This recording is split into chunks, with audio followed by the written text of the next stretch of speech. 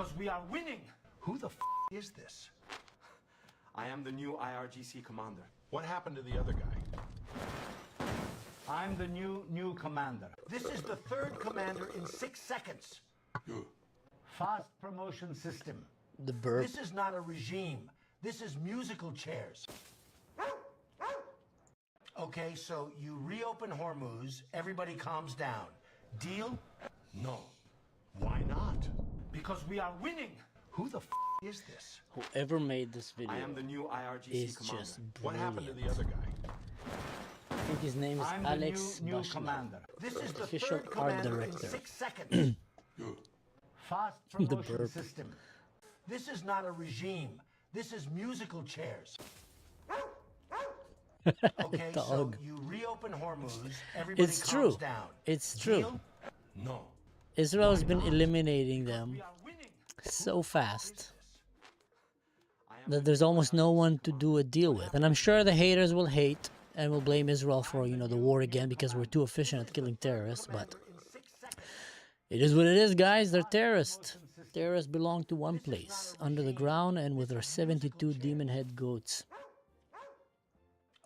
All right, Still think the West hasn't fallen yet? Take a look at this. listen to this. This guy, by the way, is a dear friend of mine, the one that was started. I just met him in the UK right now. He's Iranian, living in Switzerland, partially Italian. I call him You the... might be thinking this must be in a third world country or somewhere in the Middle East. Well, you guessed very wrong. This was in Berlin last weekend, where they held the Shia Ashura procession, and they used little kids all tied up in scorching heat of 40 degrees to push their Islamist propaganda and indoctrination. Insane. And you might think, this is it. Oh no, wait, we have more. I call him the Iranian inglorious bastard. Look at this, guys. It's flags of Hezbollah, posters of Ali They were Khamenei. holding pictures of Ali Khamenei, Moshtaba, the leader of Hezbollah, all the terrorists you can imagine. We warned you guys a long time ago, but this is happening right now in front of your doorstep. It's time to wake the fuck up. Mit einem Seil und in langer Kleidung werden die Kinder durch Berlin This is in geführt. German. I'm not so An sure einem Samstag, what an he's dem saying, fast but you can 40 see, Grad herrschen. guys. Es ist ein irritierender schiitischer This is Umzug in im Germany, Herzen in der deutschen Berlin. Hauptstadt. They're walking with Lautstark children ziehen die Teilnehmer chained. durch die Straßen, They're huldigen celebrating Ikonen terrorists. des islamistischen Terrors. Darunter den Ex-Obermullah Europe Ali is so Khamenei done. sowie den früheren The fact that they allow Hisbollah-Chef this, I mean, Hassan Nasrallah. why, Beide how come mittlerweile getötet. in the West Hinten rufen Männer there's und no movement verschleierte for Frauen save ihre children from Parolen. Islam? Vorne laufen die Kinder. Es Save sieht so women aus, als from wären Islam. sie gefesselt. Die Szenen sorgen You're für welcome. Fassungslosigkeit und You're scharfe welcome. Thanks Kritik. for letting me know about Das that volume. Ashura-Fest gilt als die Look at this, höchste guys. Feier der Schiiten. Now, In the martialisch reason they're wirkenden doing Umzügen that gedenken sie is des because they're not allowed to do Märtyrertodes ihres this. Imam Hussein That was the original als intent. They wanted to go and blutiger flock Selbstgeißelung. themselves, Auch Kinder bleeding werden with in die swords. So Rituale instead, they're einbezogen taking und sollen ihre children. Leidensfähigkeit im Glauben How unter stupid can Beweis they be? stellen. And that's Islam in Islamisten Europe when it's not a majority yet, instrumentalisieren when die they're Rituale actually mehr getting und so mehr much für heat. ihre eigenen politischen Because people are Ziele. getting fed up with them. So during all the heat and Die being fed up with them, they're Polizei going with Berlin terrorist dagegen flags, spricht Syrian lapidar flag, von which is a einer terrorist state right now, insgesamt let's be honest. friedlichen Demo. IRGC flags, Hezbollah flags. I mean, wow, these guys are just lunatics. By the way, guys, buckle up. Today we're gonna watch a lot of videos. There's a lot of clips that I prepared for you. Some of them are hilariously funny. Some of them are very disturbing. Some of them are breaking news that are very important. A priest dies after jumping from a hill claiming he could fly. A lot of these videos I haven't watched yet. Someone prepared them, so here we go. Oh my goodness. I mean, I hope he doesn't have children. That's very sad if you have family and children. You probably have family. I mean, there is people that are probably not laughing at this video, but I mean, look at that. That's what happened when when religion doesn't believe in science, or when religious people don't believe in science. We went and knocked on the church. Okay, this is a very beautiful and inspiring video, but I have a very good message behind it as well, not what you might be thinking. And we said, listen, we want to pray. Six Muslims. And the priest goes, was raining, and there was about 6, 7 of us. We wanted to pray, and we were in a location where a commercial area was really terrible. We couldn't pray on the floor. So we go, let's go ask we went and knocked on the church, and we said, listen, we want to pray. Six Muslims. And the priest goes, yeah, of course, this is the house of God. You're welcome. Of course. Yeah. He went and turned the heater on. Christians We prayed, always and when I welcome finished Muslims. prayer, Muslims he said, never "Can you welcome imagine Christians. I'm somebody come to talking one of our countries. mosques and saying that?" And if they do, it's a trap. Because with the boys that I'm with, they were very hard line. One goes, "Oh, bro, we can't pray. There's this statue." I go, "All right, don't worry. We'll make it work, bro. Yeah, don't Just worry about pray." it. And that's when they all started crying like babies. That's the first question I said. If somebody had come into our mosque and said, "Listen, I want to pray in your mosque," well, I would jump on him just for having shoes on. This guy turned the heaters on. This guy said, "This is the house of God." He allowed 6 Muslims with beards to pray, finished, and we left. And I said to myself, "Subhanallah." Yeah, they shouldn't be allowed tourist visas. I agree. So this video is crazy. So this doctor is talking to a Muslim migrant, and surprise, surprise, he tries to stab him. Look at him. He's smiling while the guy is trying to stab him. And there's a reason why he's smiling. Because he can handle himself. That's crazy. Just watch it. So easily, just flawlessly take him down. That's why it's important, guys, to Ich know habe martial sowas schon arts. öfters erlebt. Ich mache sehr viel Kampfsport in meiner I do a Freizeit. lot of martial arts in Dadurch my ist spare es kein time. Moment, wo This makes it not a moment when I am afraid. Just call ich 100. Angst habe. Ruf einfach 112. Crazy how we handle that. Crazy how we handle that, but that's, guys, the importance of real confidence backed with action and martial arts in general. I think it's very healthy for every human. If you have children, send them martial arts. Men, women, doesn't matter what. It is important, especially with the rise of Islamists in the West. Now, watch this. This is a crazy video. Another devil is sent to hell by the IDF. Talal Jaber Mahmoud, surprise, surprise, Abdul Al, an Islamic Jihad terrorist who committed a terrorist call that infiltrated Israel during the October 7 massacre and took part in holding hostage many Israelis, including 4-year-old kid. Wow. Has been eliminated.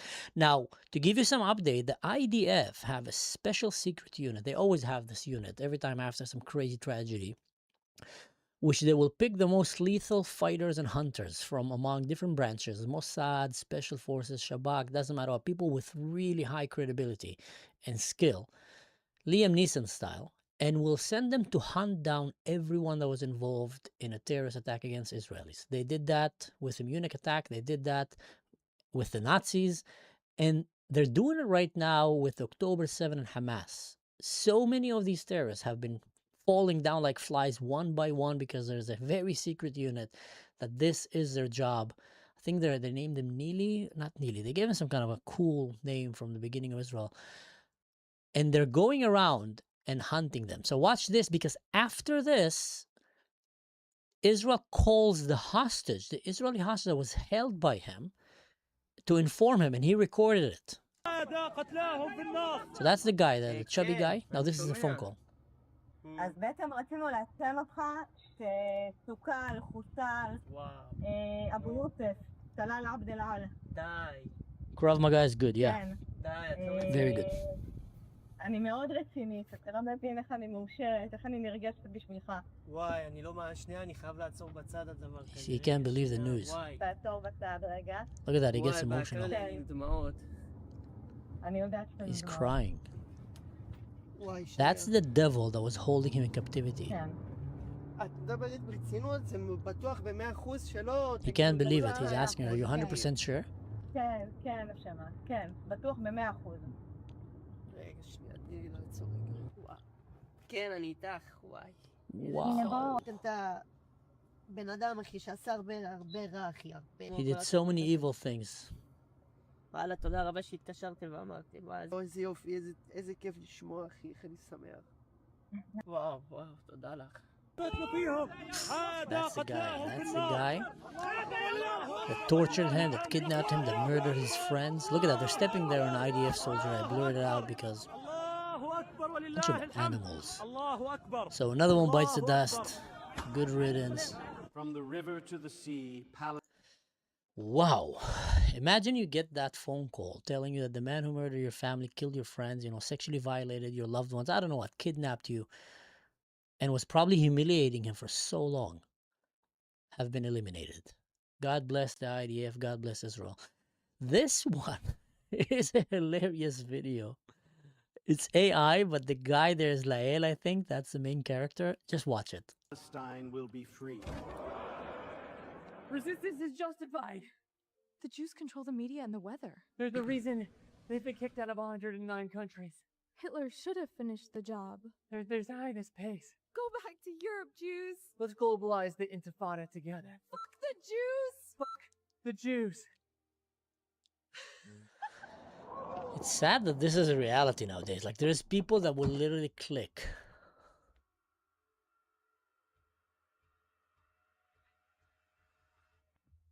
Oh, wow. Islam has a problem with gays. So sad. That is one of the best one-man monologue of someone, I think, in Europe or in the US, walking in the rain and just talking. Hear it out. Democracy, bacon, dogs, music, Christmas, Hindus, Jews, Buddhists, Christians, women who show their hair, people who leave their religion, and even people who draw pictures of their prophet, who, by the way, married a 6-year-old. But if I have a problem with Islam, for some reason, I'm an Islamophobe. The West is really cooked, honestly. Like, how many... There was never a nation or civilization that had so many warning calls about a danger, an imminent invasion that is coming their way without ignoring it and actually calling out the people who warned them out. Now, before you hate me, next video, he's an AfD guy, which is a very controversial party in Germany, considered, very extreme right-wing. He used to be, but now there's a lot of people that are also conservatives that are joining it. I don't know enough about them. I do know that there is very concerning racism coming from that group, but sadly to say, they're probably the only group right now that is fighting to save Germany.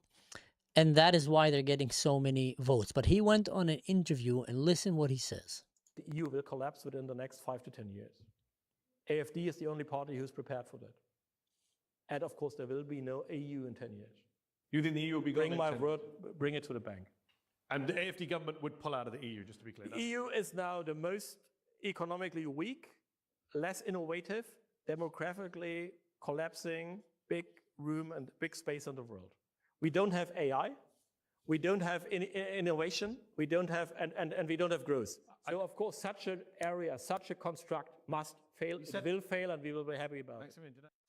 Crazy what he said there, but he's right about that.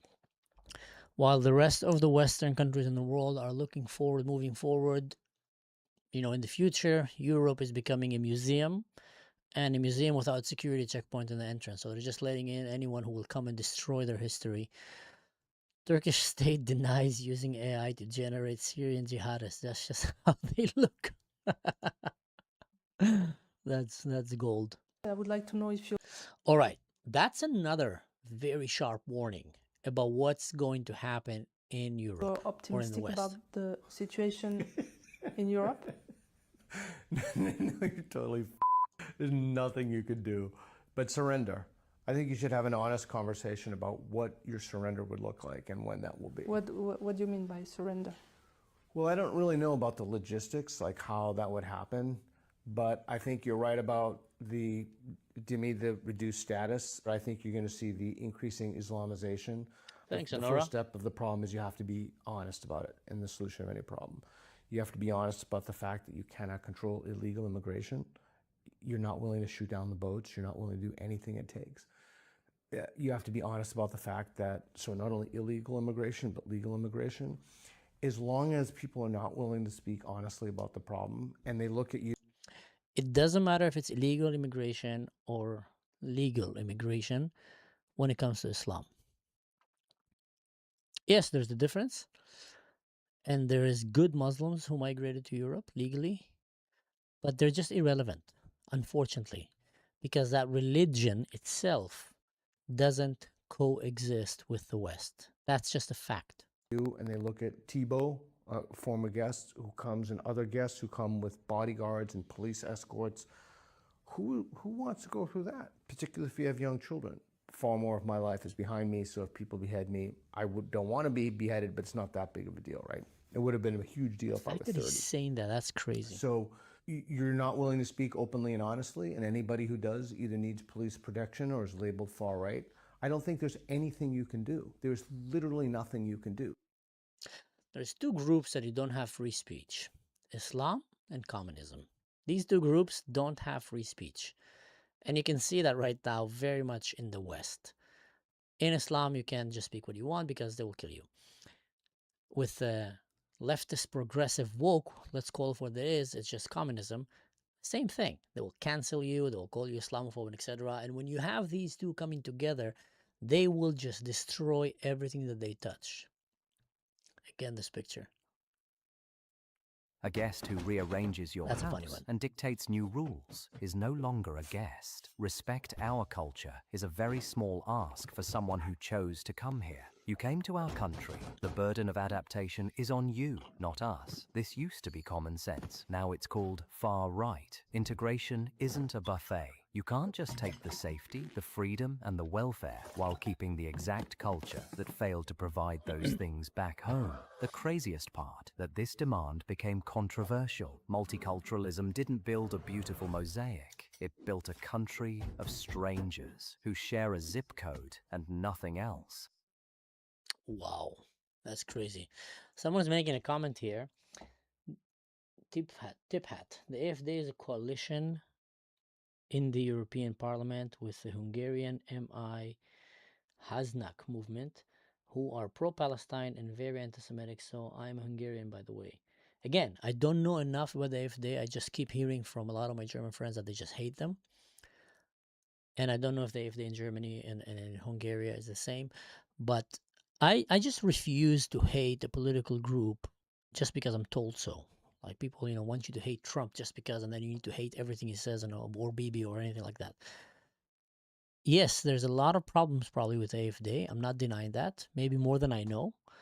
But so far, they seem to be the only main force, political force in Germany at least, that is calling Islamists for what they are.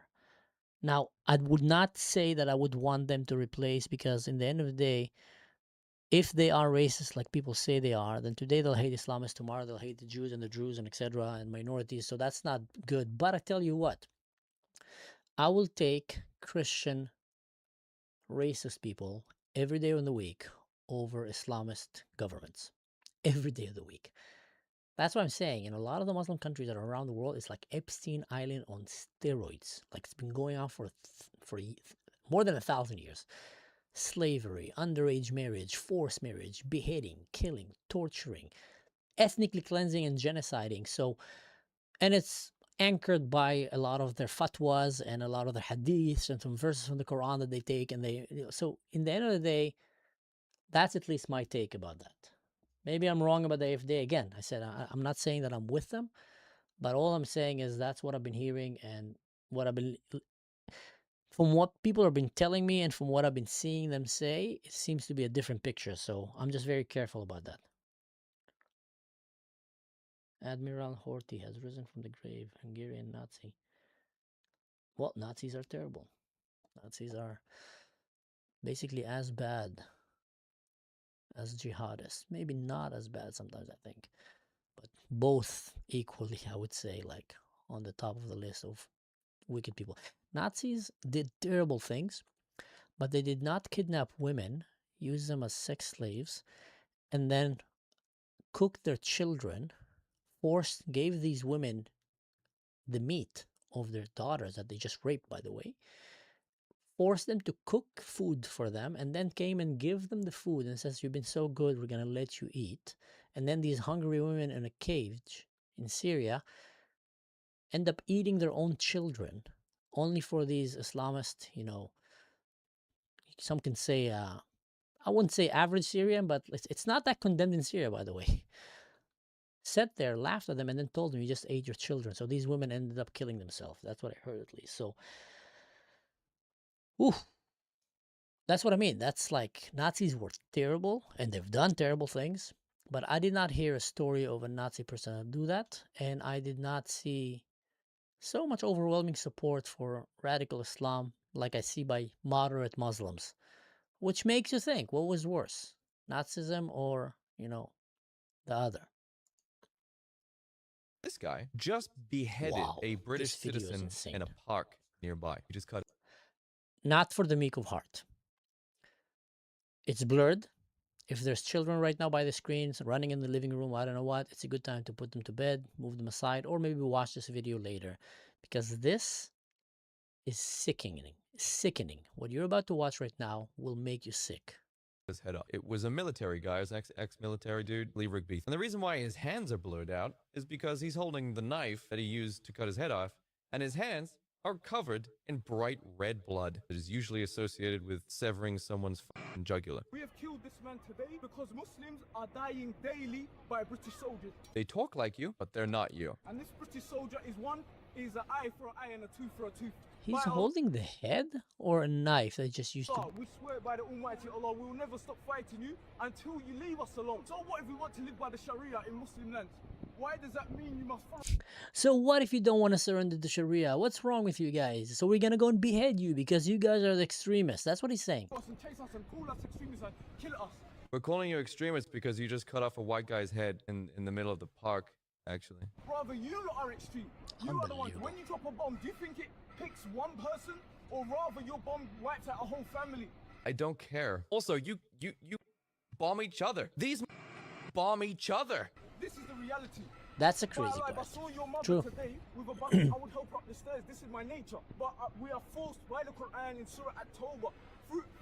So before you think that that black guy or that Muslim was super nice because he helped you with your shopping into your car, they will, because of their barbaric religion, eventually cut someone's head off or carve someone's eyes out. So just because they're acting and behaving in a nice, polite manner, in fact, they might even have an accent that sounds a little like yours, deep in their minds, they're still rotted to the core by their barbaric, archaic, false religion. And do you think Muslims were deported en masse after this happened? Or do you think more Muslims came in after this? It's the second answer. More came in. More came in after this. More Muslims entered. There are now more Muslims in the UK after this attack happened. Unbelievable. You just can't explain it. There's so many of these cases happening, and it keeps happening, but the West just keep ignoring. And people like myself who come and try to warn them, like yourself who are probably watching these videos right now, we're just being ignored. We're just being ignored and called racist for standing against that. Crazy, guys. Now, speaking of crazy, someone turned the current state of the UK into a GTA-style video game. The creator's message is clear. Britain has changed dramatically, and that the public services are failing the people they're meant to protect. Satire often exaggerate reality, but this video is getting people talking. All right, haven't watched it. Let's see. Let's make it bigger for you guys. If you don't know, GTA is like a computer game. It was never really my favorite game at all. I mean, the old one I really liked. You know, the old that was like an arcade from the top. But that's because it didn't have too much crazy, stupid violence in it. And the new ones, I feel, is like, you know, again, I haven't played really the new ones, but just my vibe was that they're over the top, encouraging crime and not so fun. But maybe I'm wrong. So someone made a version of GTA about the UK. Help! Help! He's got my daughter! Help me! Do something! Look, the police is sitting. Ma'am. We'll file a report. Move along, please. Let them pray. Police is protecting the Muslims and not protecting their own London people. feels dangerous now. That's not a crime. Stop resisting. They're fighting right there. I only posted the truth. You're arresting me for a post while they're beating each other in the street. Arresting Delete people the for post. tweet while ignoring migrants fighting and beating up each other. Harassment risk. Leave me alone. Where you going, love? He said something racist to me. He attacked me first. They come and they ignore the guy with the knife. That's a real story, by the way. and they arrest the guy who was stabbed several times. And while he was begging for his life on the ground, telling him, I got stabbed, and he appealed, the police mocked him. I don't think he got stabbed, mate. I got stabbed. I can't breathe. Crazy, crazy guys. Just, it used to be days that you would not believe me if I would tell you these things. But now there's, there's social media, there's internet. People are filming stuff. You can actually see it. This is a very brilliant interview. I've watched only the beginning of it, but already gave me the right vibe. So let's see how it plays. If you're an adversary of the United States, and Whoever you're made this is so worried based. about something, you go and talk to Al-Thani, and you basically say, "I need your help here," and you'll get a sympathetic argument that will get to Trump. Look at the Trump brother, or the Trump sons, the brothers, Jared Kushner, Witkoff, Trump's cabinet have all been Qatari lobbyists. A lot of them. In Qatar's That is so influence, problematic. to be able to sit down. This for itself, I find so problematic, this picture. Again, it's not my country, not my politics, but someone who is a relative or part of the family of the prime minister who goes into these meetings, who's a businessman, and is staring into a laptop that is having the most top secret concerning, sensitive information about a deal with the head of global terrorism. With a vice president, Just even the picture problematic. with Vance. Sit down with Kushner, J.D. Vance, and be able to look over the shoulder of the American negotiator and change the language. I thought... Wow. Someone who's a Qatari lobbyist. No wonder that deal looks like it's good only for people who want to make money, and not for the Iranian people, and not for Israel, and not for anyone who wants peace. That deal in Iran that J.D. Vance did, and that, these two siblings, brothers, relatives of Trump were there. The Qataris were just simply passing a message to the Iranians. I didn't know they were drafting the message. And then on the other side, they're doing the same thing with the Iranians. You can't have Pakistan, who provided safe haven and funding to the Taliban and Al-Qaeda. You can't have Qatar, who funded Al-Qaeda and acted as a pass-through for Iranian money to go. What happened to 9/11? After 9/11, I thought that America had a serious wake-up call that they can't trust Muslim countries. That they can't, because, a lot of the terrorists came from Saudi Arabia, from Egypt. That they can't trust, definitely can't trust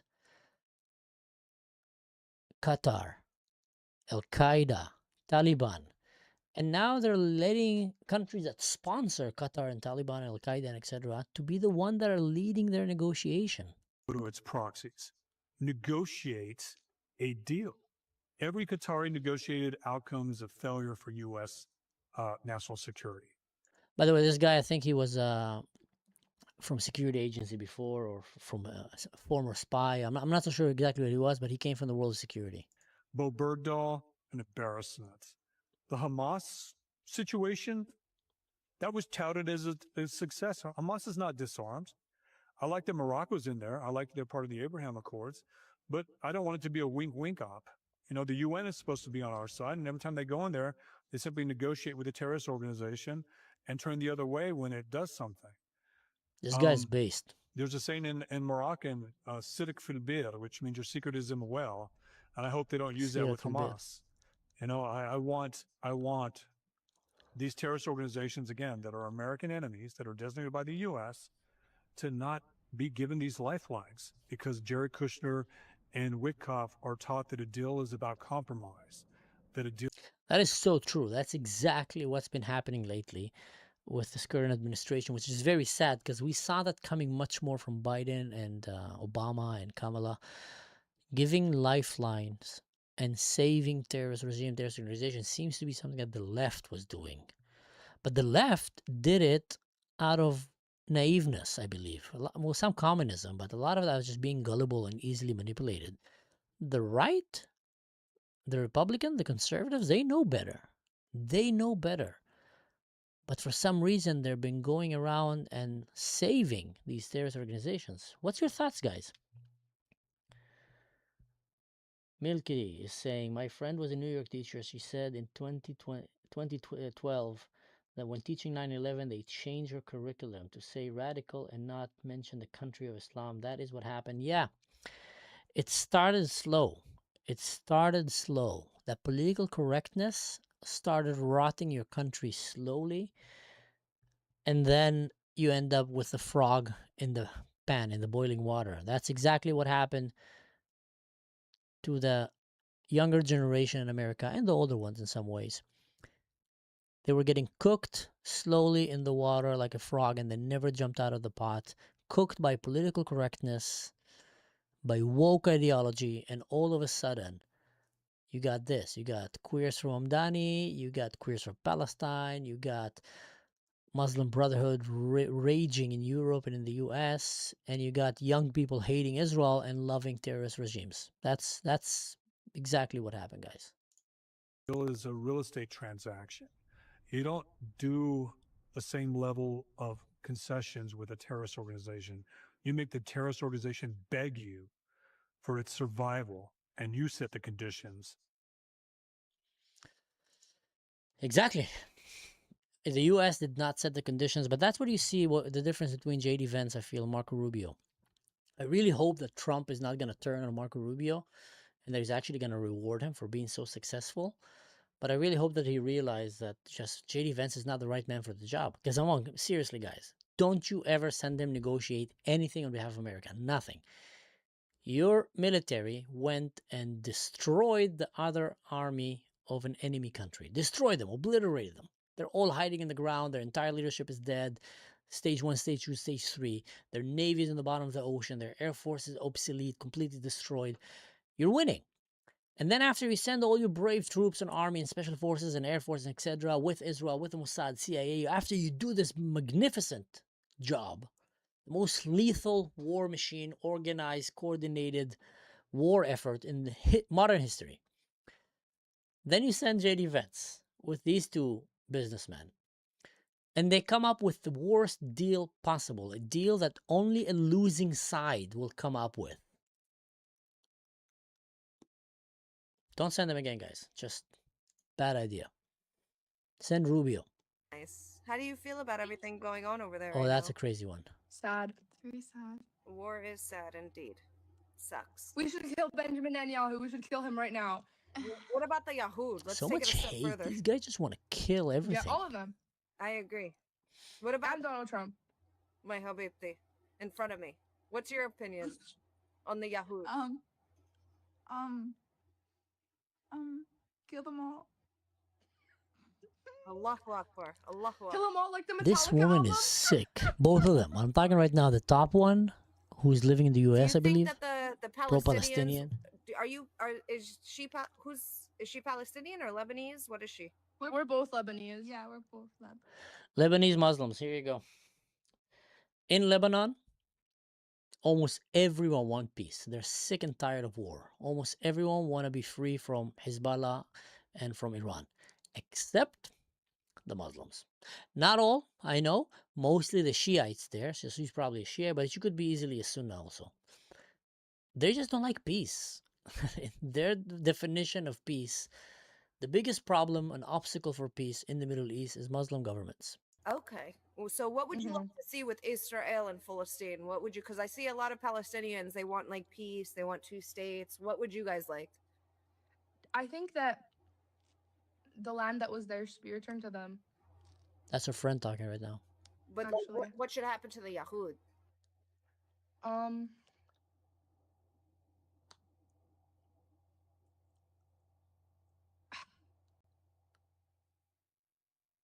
What's your opinion? On the screen. I'm speaking to you. I can't see her. She runs. Guys. It's so cute when I wrap myself in the kufiya and I have this bullshit ass flag behind me that I can't fucking stand. You get the honest opinion. Wait, so she tricked them? Or was she endorsing them? Ah, she's a Jewish woman. All right, so she's on our side. So she was playing that game, right? Is that correct? Ronko Bernsick. Either way, you know, that's what happened when you corner these peaceful Muslim activists. She exposed them. All right, that's good, good. I'm glad to hear that. Good for her. But that's what happened when you bring these, you know, like a girl like that will go to the West and she will be welcome in some university and she will be awarded a special day to go and talk about her heritage and culture. And it's all about death and racism. And you guys need to freaking wake up and realize that this is just a bad culture and a death cult. This religion doesn't fit with the West. Let's see what's next. So we lie and we cheat and we claim things that are not part of Islam. And guess what? Not all of them are dumb. They can tell when we lie. They can tell when someone sits behind it that says, Islam is peace. Islam is about peace. Why are you afraid to tell the people the truth? Don't you? That was the Puerto Rican Jew?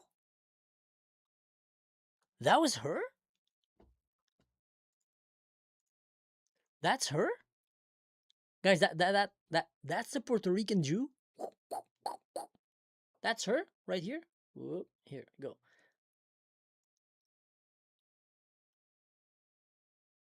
If that's her, she is epic. I had no idea. I love this girl. What a legend.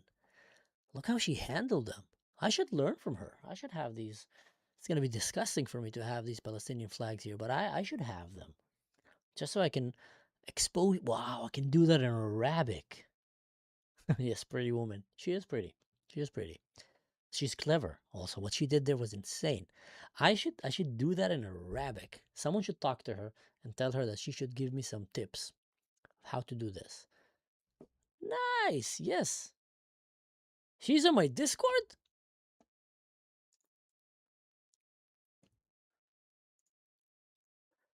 Let's see. Let's see. Where is the Puerto Rican Jew?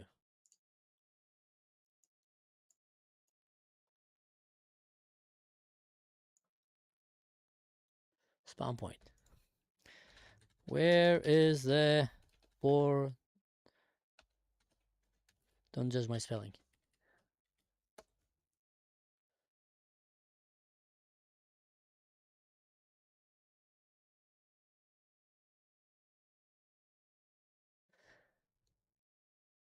Okay, if she comes here.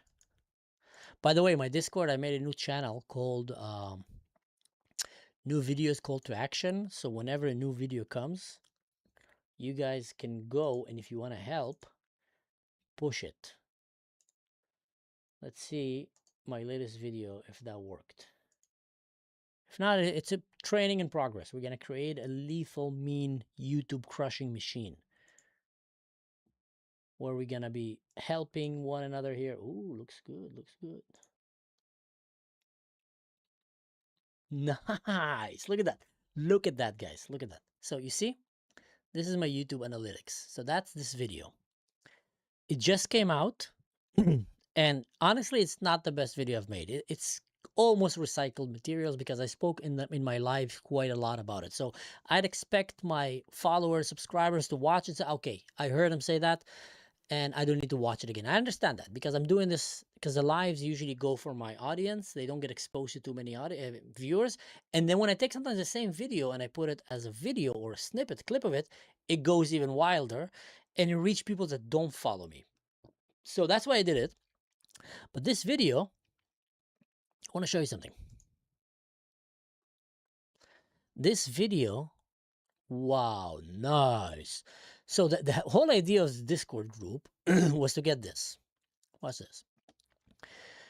YouTube recommendations, 81%. Okay, fair enough. YouTube Home, 1,300 views already. Up next, okay, notification. That's what important for me, notification. People who get notifications usually are my subscribers. People who are subscribed to the channel, who click the bell, they will get notification. If you, the core audience of this channel, the one who are part of this, you know, the whole team, the whole shebang, if you watch the video immediately when it comes out. And usually after, I think, 3 hours, if we get here more than 120, then usually the video starts shooting up. So here we didn't get the 120, but I guess, the YouTube home. So I'm thinking that the Discord probably helped. I'm pretty sure Enora was on top of this and everyone behind. So I think that's probably... Here, let me show you something. I'll show you a video that really went good. YouTube keep unlisting all my videos. It's so annoying, but... Here, this one here went really viral. So, look here. Check this out. See all. Okay. Notifications, 230. So see, this video had a lot of notifications right in the beginning. 230 notifications, so then it just went, bam, shooting up. And even though it was blocked, by the way, it still was able to do this jump. Once a video does this jump in the beginning, that's when it starts steadily keep growing. That's, at least my theory from getting, doing this for a long time. So just wanted to keep you guys on the loop on this one.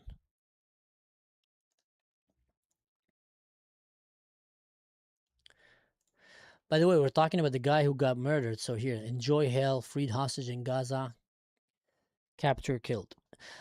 Rom Barlevsky says Talal Jaber Mahmoud Abd al-Alal, Islamic jihad terrorist eliminated in southern Gaza, commanded the cell that held and tortured him during captivity. I'm sure there's some students in the US right now that are crying, some white chicks. The IDF and Shin Bet said Tuesday that they had eliminated Talal Jaber Mahmoud Abd al-Jalal, an Islamic jihad terrorist who commanded a cell infiltrated Israel during the October 7 massacre and later took part in holding hostage in southern Gaza Strip, according to the military and Shin Bet.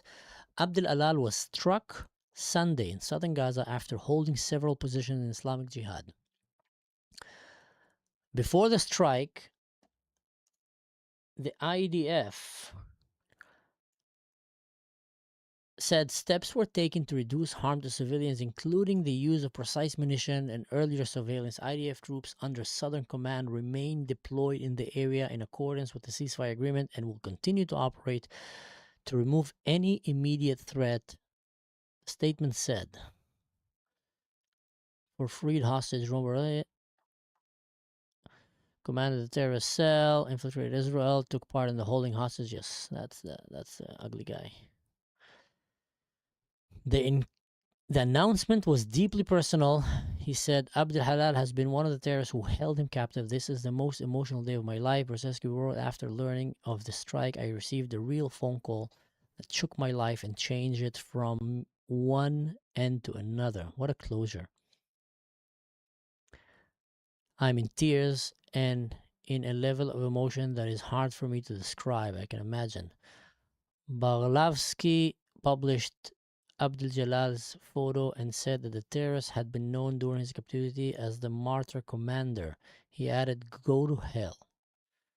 As long as Barlavsky is identified Abdul Alal by the name, he knew him by, in captivity, Abu Yusuf. This is Talal Abdul Alal, or as I know him, Abu Yusuf. He wrote, this is the man who weighed 100 kilograms and jumped on my neck while I was malnourished.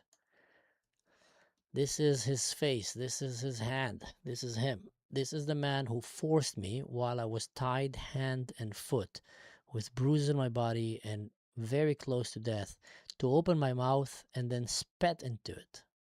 That's the kind of man this guy was. But you'll hear nothing almost, no one is going to cry for that. Barlesi said Abdul Alal commanded the terrorist cell that held him for a year. This is the commander who gave the order, tie Abu Salam up and abuse him. Salim. He wrote using the name he said the terrorists used for him. This is the man who, by his orders and with his own hands, abused me and almost killed me several times. You need to understand, these people were in captivity. It's not like part of a movie, an episode in a series. They were having a near-death experience on a daily basis for a year. locked in a dungeon under the ground with the most wicked human beings on the face of this earth, being tortured to death by the same people who murder their friends, often their wife and their children and their daughters and their girlfriends, often even sexually violated them and stood there and rubbed it in their face and spat in their mouth and sometimes even sexually assaulted them and played them. These people are inhumane. And now he's been told that this guy died.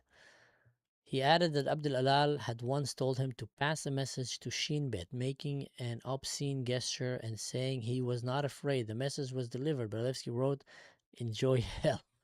What a closure. What a closure. About a month ago, Berlevsky spoke to Ynet about anxiety, torture, humiliation from captivity that still returned to him in nightmares month after his release. He's probably going to sleep better now. I really pray that he will have some closure with this. During nearly 2 years in Gaza, he endured a long campaign of abuse, spending most of his captivity in Deir al-Balah. I've been there. First in hideouts, apartments, and later inside a large camp of displaced Gazan tents. Of course, they will hide them behind civilians. And then you will cry, oh, why are civilians being killed? Because they're hiding behind them, these cowards. For long periods, he said he was held with his hands and feet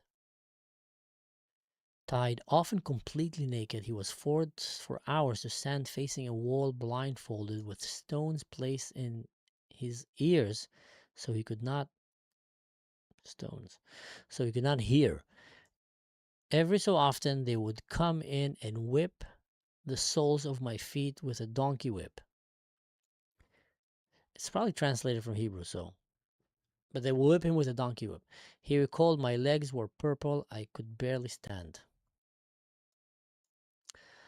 But cruel and inventive forms of humiliation the terrorists used, he said, were attached into him even more deeply. You get used to the beating, he said.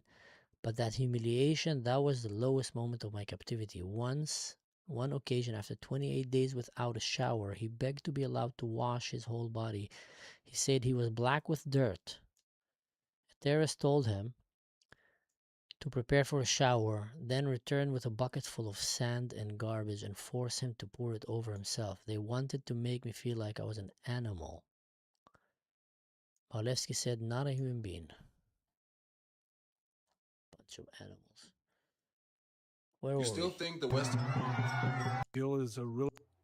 So what would you want So to see this with is a Israel Puerto and Rican Jew. Palestine? What a What would you, 'cause I legend. see a lot of Palestinians, they want like peace. Did we find her, by the way? Did we find her? No. If you guys see her here, let me know. I want to tell her personally. What a legend. Good job on this one. They want to stay.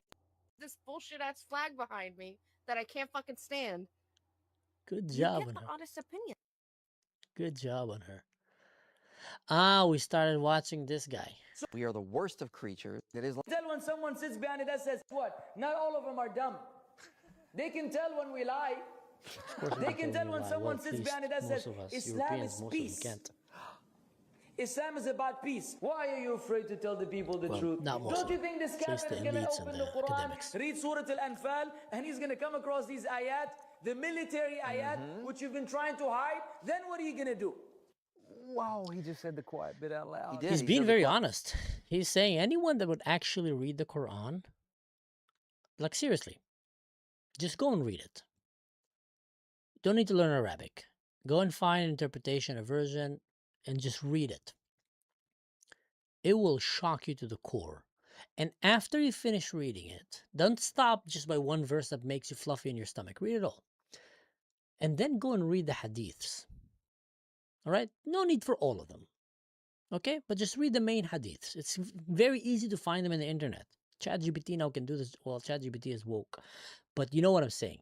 Go and find them and read them. Just that will give you a very good understanding to what he's saying. He's basically talking to the Muslims saying, guys, stop trying to appease the Westerners. Just tell them from the beginning that you want to kill them. That you want to put them under Sharia, make them dhimmi, that you enslave them. Stop trying to lie to them. You think they're stupid? Now, a lot of the people around him will tell them, yeah, we think they're stupid. Because look at that. They're still letting us. This guy just beheaded someone in the name of Islam. And they just, they didn't kick them out. I bet out loud. I love this guy for being honest. What's going on here? He's admitting that Islam is violent. It's about conquering and subjugating the world. It's not a religion of What's on his tattoo? Nadmu ami mibli chaim. My nation have went silent without life. Interesting. Anyone knows that verse? Is that the guy that does no? You know, the guy that have like is dressed like a jalabiya and is standing there like explaining Islam in the most crazy way, and then he just goes like, "No, why do you say that? No, no, no." Is that this guy? If that's the guy, I love him. Germany is less woke. Big up IP, inspiring philosophy. Ah, okay, that's the guy. Yeah, it's boiling hot in Germany, guys. It's boiling hot. I went yesterday. I went with my bike through the heat. Well, every day I went to the lake and went outside, and there were traffic lights that were melting. The tram system, there was about 300 and something kilometers of tram railways in the city alone that stopped working because the cement is even melting in Germany. The cement. I come from Elat. It's hotter than here. The cement never melts. But I guess in Germany, they're great engineers, by the way. Germans are great engineers, but they probably did not think that Germany will get that hot. So even the ingredients that they were using to make the cement were not meant for the heat. So everything's melting. Everything. People are melting. So it's crazy how hot it became here. It was 38 degrees here. I've checked the weather app. It was the first time in my life that I've seen Germany hotter than Elat, my hometown. I grew up in the desert. Summers will get 51, 52 degrees sometimes. 45 is a normal hot day in the summer. So that's how hot it was here. It was hotter than Elat, 38 here. Greetings from Cologne, actually. I like Cologne. Well, the train station there is scary right now, the Hauptbahnhof, but I like Cologne. I've climbed the dome in Cologne 6 times. That's 5 times too many. It's still cool, but the thing is, it's such a cool attraction that every time that a friend came to visit me, I used to take him to see the dome. So you climb the stairs all the way up, like Quasimodo. But still, cool city. They have such a cool breweries there. Kölsch, right? Kölsch? Fatal. Kölsch, right? That's the Cologne beer. It's like a light beer, really tasty. They have like underground breweries that look like cave dungeon rooms, and they make really good food. And then you go, and I did the mistake of asking him a different beer because I was like, a dumb Israeli that didn't know the German culture about beer. And like, can I have wine, Stefan? And he just looked at me, the waiter, and he told me, if you want to drink that beer, go somewhere else. Here we don't serve that. Here we serve our own beer.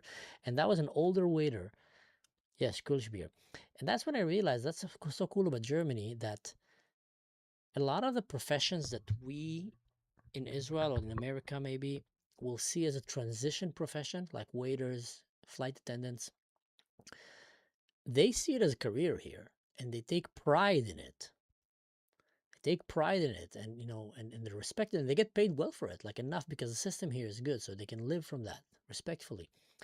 You don't need to work really hard in Germany in order to have a decent life.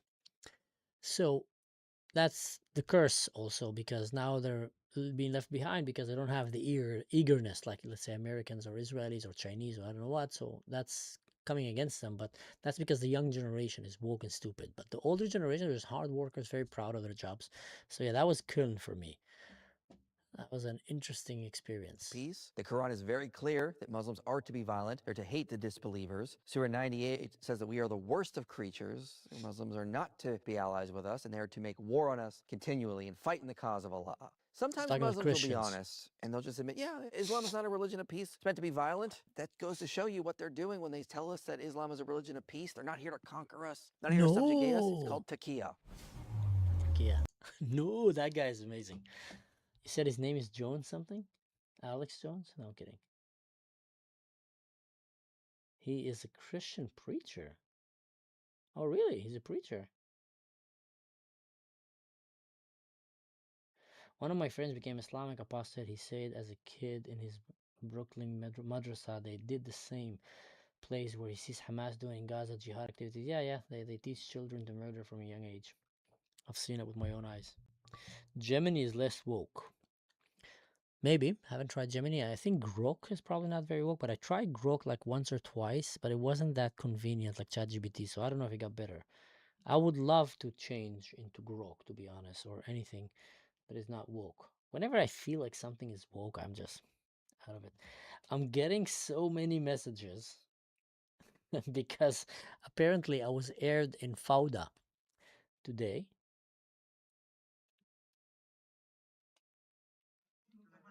Here, I'll show you.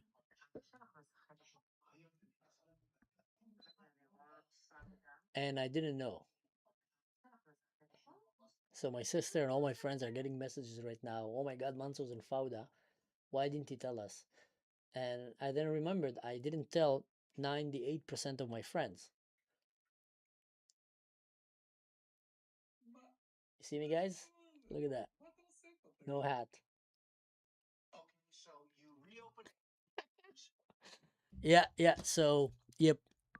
If you haven't watched, guys, Fauda season 5, I'm in it. Last episode, apparently.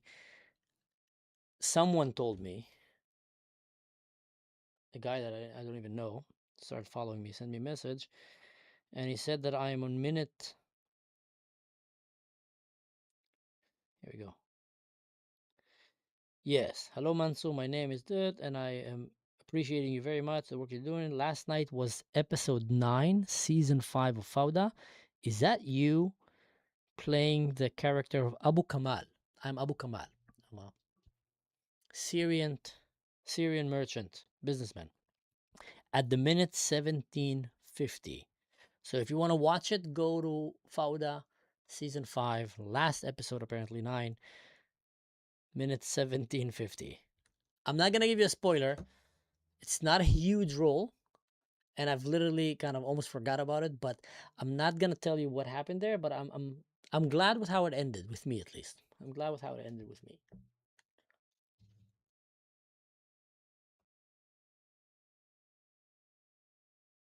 I'm glad with how it ended with me. So a little bit good news, kind of good news. I still don't think it's where we should go, but Rafael, Israel successfully test and upgrade Iron Dome, integrate a high-power laser and advanced air defense triads, and they're focusing that against drones mainly, because Iron Dome is very efficient right now against rockets and etc. But also the lasers makes it even cooler. But watch it. Come on, yes. How do we forget that? I played in last season as well, and I haven't even watched it. So that's probably a test. They're shooting these drones to test it. I know these deserts. I hiked all of them, honestly. Probably been there. Probably slept in that place.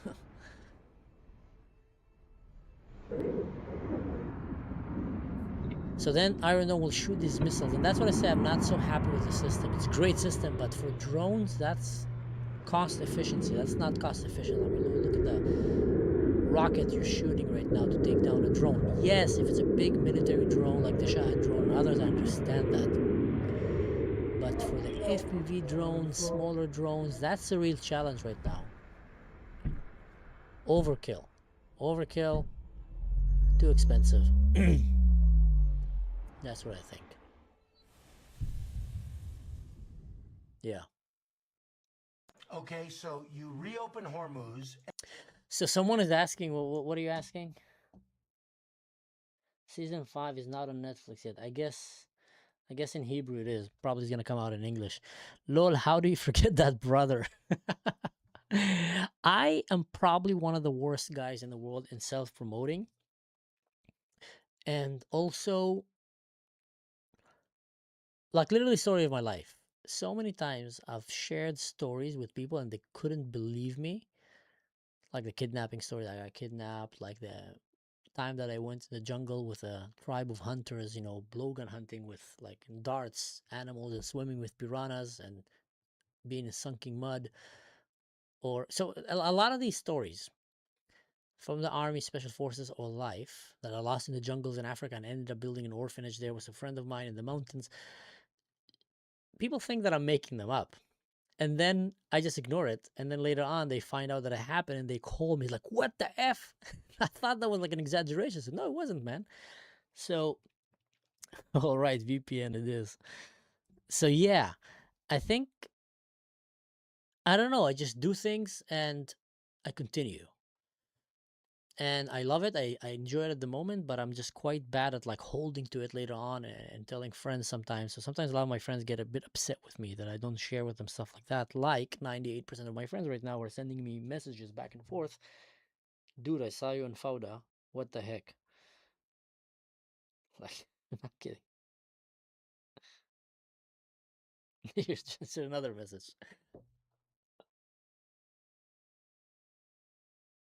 I don't know if you can see it.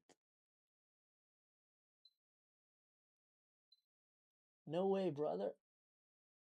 I love this show. What platform is it on? So, yeah. I played not a big main role, so don't get your hypes up. But still a cool one. And honestly, maybe I'll make a video about it. Maybe I'll make a video and I'll share about how was it to play in I need to write a book about my life. How was it to play in Fauda, in a Netflix series? There's actually a few cool stories that I got from there. One of them is I actually tricked them. I tricked the entire Fauda production to do something. And maybe I should make a video about that. In short, their food was really good. They really take care of their actors and the side people, give them like really good food. And they were very approachable, give or take, you know. And Doron, the main guy, Leo Raz, I think he's playing himself. I think he's not acting. I don't know if he's a good actor even. He might be, but he's literally acting himself. Like on the set and off the set, he's basically the same guy. I'm not kidding. And he's just very serious. A bit intense, very serious, but very respectful. So, yeah, that's what I would say right now. Maybe I'll make a video about it. Yeah, I should seriously write a book. Yeah, I got told that several times. Maybe now with the help of AI, I can do that easier. You got a little bit of Stardust Monster in your hat, Cap. Sorry, talk to my agent, okay? I horny? No, I'm kidding. I would never say that. Never. Especially not to the people on this channel, guys. You know, we've been spending so much time together. It's like family now, honestly. It's pretty impressive. Beyond that, I would say that today... Let's go to Lebanon. Let's go to Lebanon and finish with that. Here, but today will be the third day of 3 days of talks between the Lebanese authorities and the Israeli authorities. I brought you some videos in Arabic with translation after to help you get a better understanding of what's happening in Lebanon. Of interest between your taxi driver said he was an ex-Fauda? That I think begin to outline a promising future. It'll be a process. It'll take some time. It'll take a lot of work. But I can tell you that for the first time in 30 years, the sovereign government of Lebanon is speaking to the government of Israel directly. That's who we're going to be negotiating with. That's who we're going to be working with. God bless Hezbollah. Rubio. Hezbollah is not the government of Lebanon. Lebanon He's has a getting the government. job It has done. democratically elected leaders. They have the sovereign right to speak and defend the interests of the Lebanese people. And what we want for Lebanon is a peaceful future. That's what everyone wants Amen. here. And frankly, I think we're going to have a very positive. We as Israelis, we want that for Lebanon. 100%. Guys, we're not your Or enemy. in the days to come. We're working very hard at that. Hopefully today will be a day that can build on some of the things we were able to make progress on yesterday. Exciting. I made a video with my mom about 2 years ago for the Lebanese people, driving on a bike together. I took her on a bike. She was sitting in a cargo bike. Cutest video ever. Never really posted it. But she gave a beautiful message to the Lebanese people. That was like 2 years ago. Maybe I should find it. Maybe I should find it and publish it again. Beautiful video of my mom speaking to the Lebanese people. I think in Arabic. Most likely in Arabic, yeah. Hey, did... No, I thought for a second.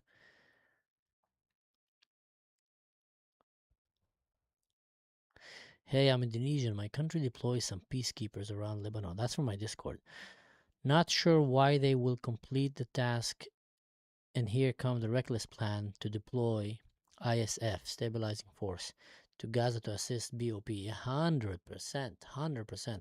They couldn't even disarm Hezbollah in Lebanon, a mandate by the UN resolution. And here comes reckless ideas to deploy some military engineering to Gaza to assist BOP for post-war reconstructions. He nailed it. This Indonesian guy nailed it. It's just a terrible idea to send a peace force from another country. It's not your land. It's not your country. They're not going to go and fight. They're not going to risk their life. And that's what happened with the UN last time when they were in Lebanon. I have crazy stories from the time when I was in the service, when I was dealing with them. They're not, it's a terrible idea to have these. The only way to handle terrorism is by eliminating them. Step 1, eliminate them. Step 2, eliminate the ones who are running away. As they're running away, hunt them down, eliminate them. Step 3, after you hunted down the ones who were running away and eliminated them, humiliate them publicly in front of the whole world, but most importantly in front of their own people. Once you've done these 3 steps, then you actually made a serious progress in eliminating a terrorist agenda, ideology. It's not only about jihadists, by the way. It worked for the Nazis as well. It worked for the Japanese Empire as well. When their ideology got humiliated, crushed to the ground, and then you did not stop, you keep going until you really humiliate them till the end, only then they will abandon. The dumb ones among them, the dumbest ones among them will see how humiliating that is, and they will just have a brain meltdown, and then you go and eliminate them as well, and then you chase the other ones having a melt, and then you see my point. You go Liam Neeson on the Equalizer, you go Man on Fire, and you don't stop. That's the only way to fight with terrorism. And I'm telling you as someone who was an expert in combating terrorism. That was literally my job. So there's no other way. There's no other way. And every time you'll try to make these deals, you're just giving them a lifeline. It's the lowest form of humans, these jihadist terrorists.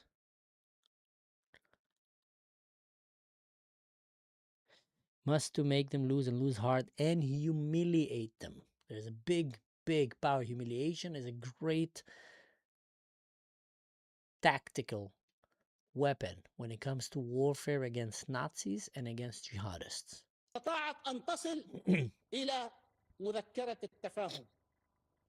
at that.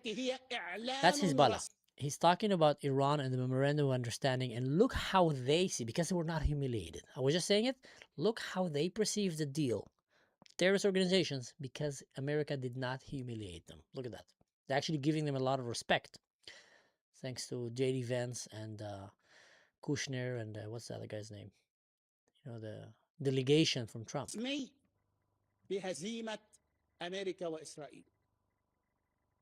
اليوم إيران تصنع المستقبل. ليس لها فقط بل للمنطقة. نحن تعاوننا مع إيران خلال فترة العدوان وواجهناه معا وكسرنا المشروع معا.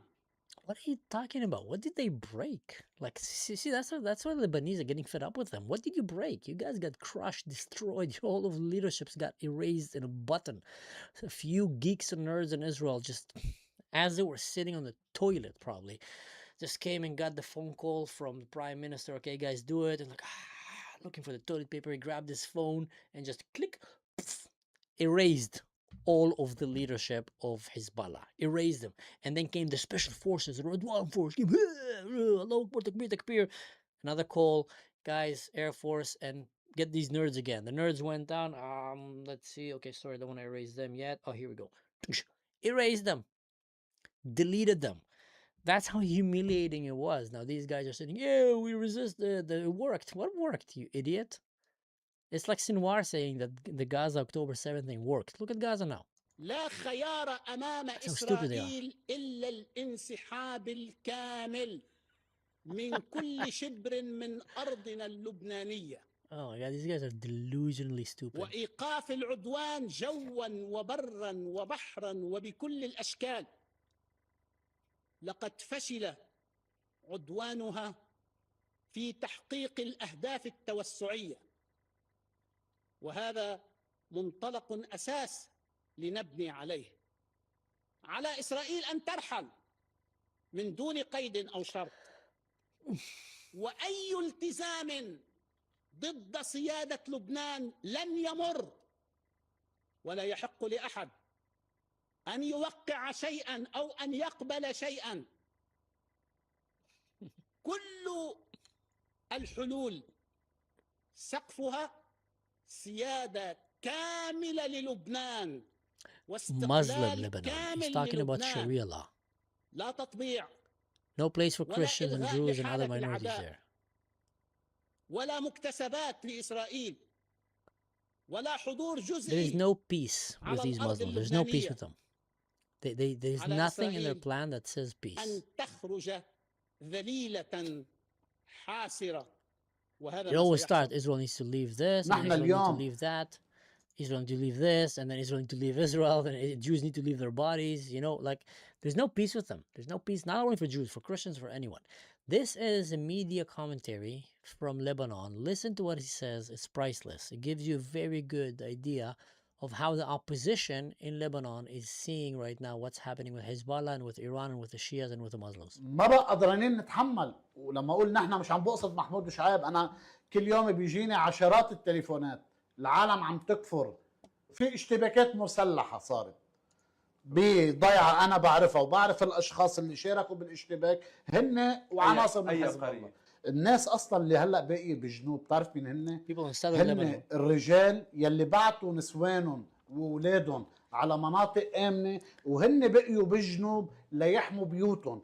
So he's saying people in southern Lebanon, the men have sent their wives and their children to go to the north, evacuate, but they decided to stay with their homes. Because this is their homes.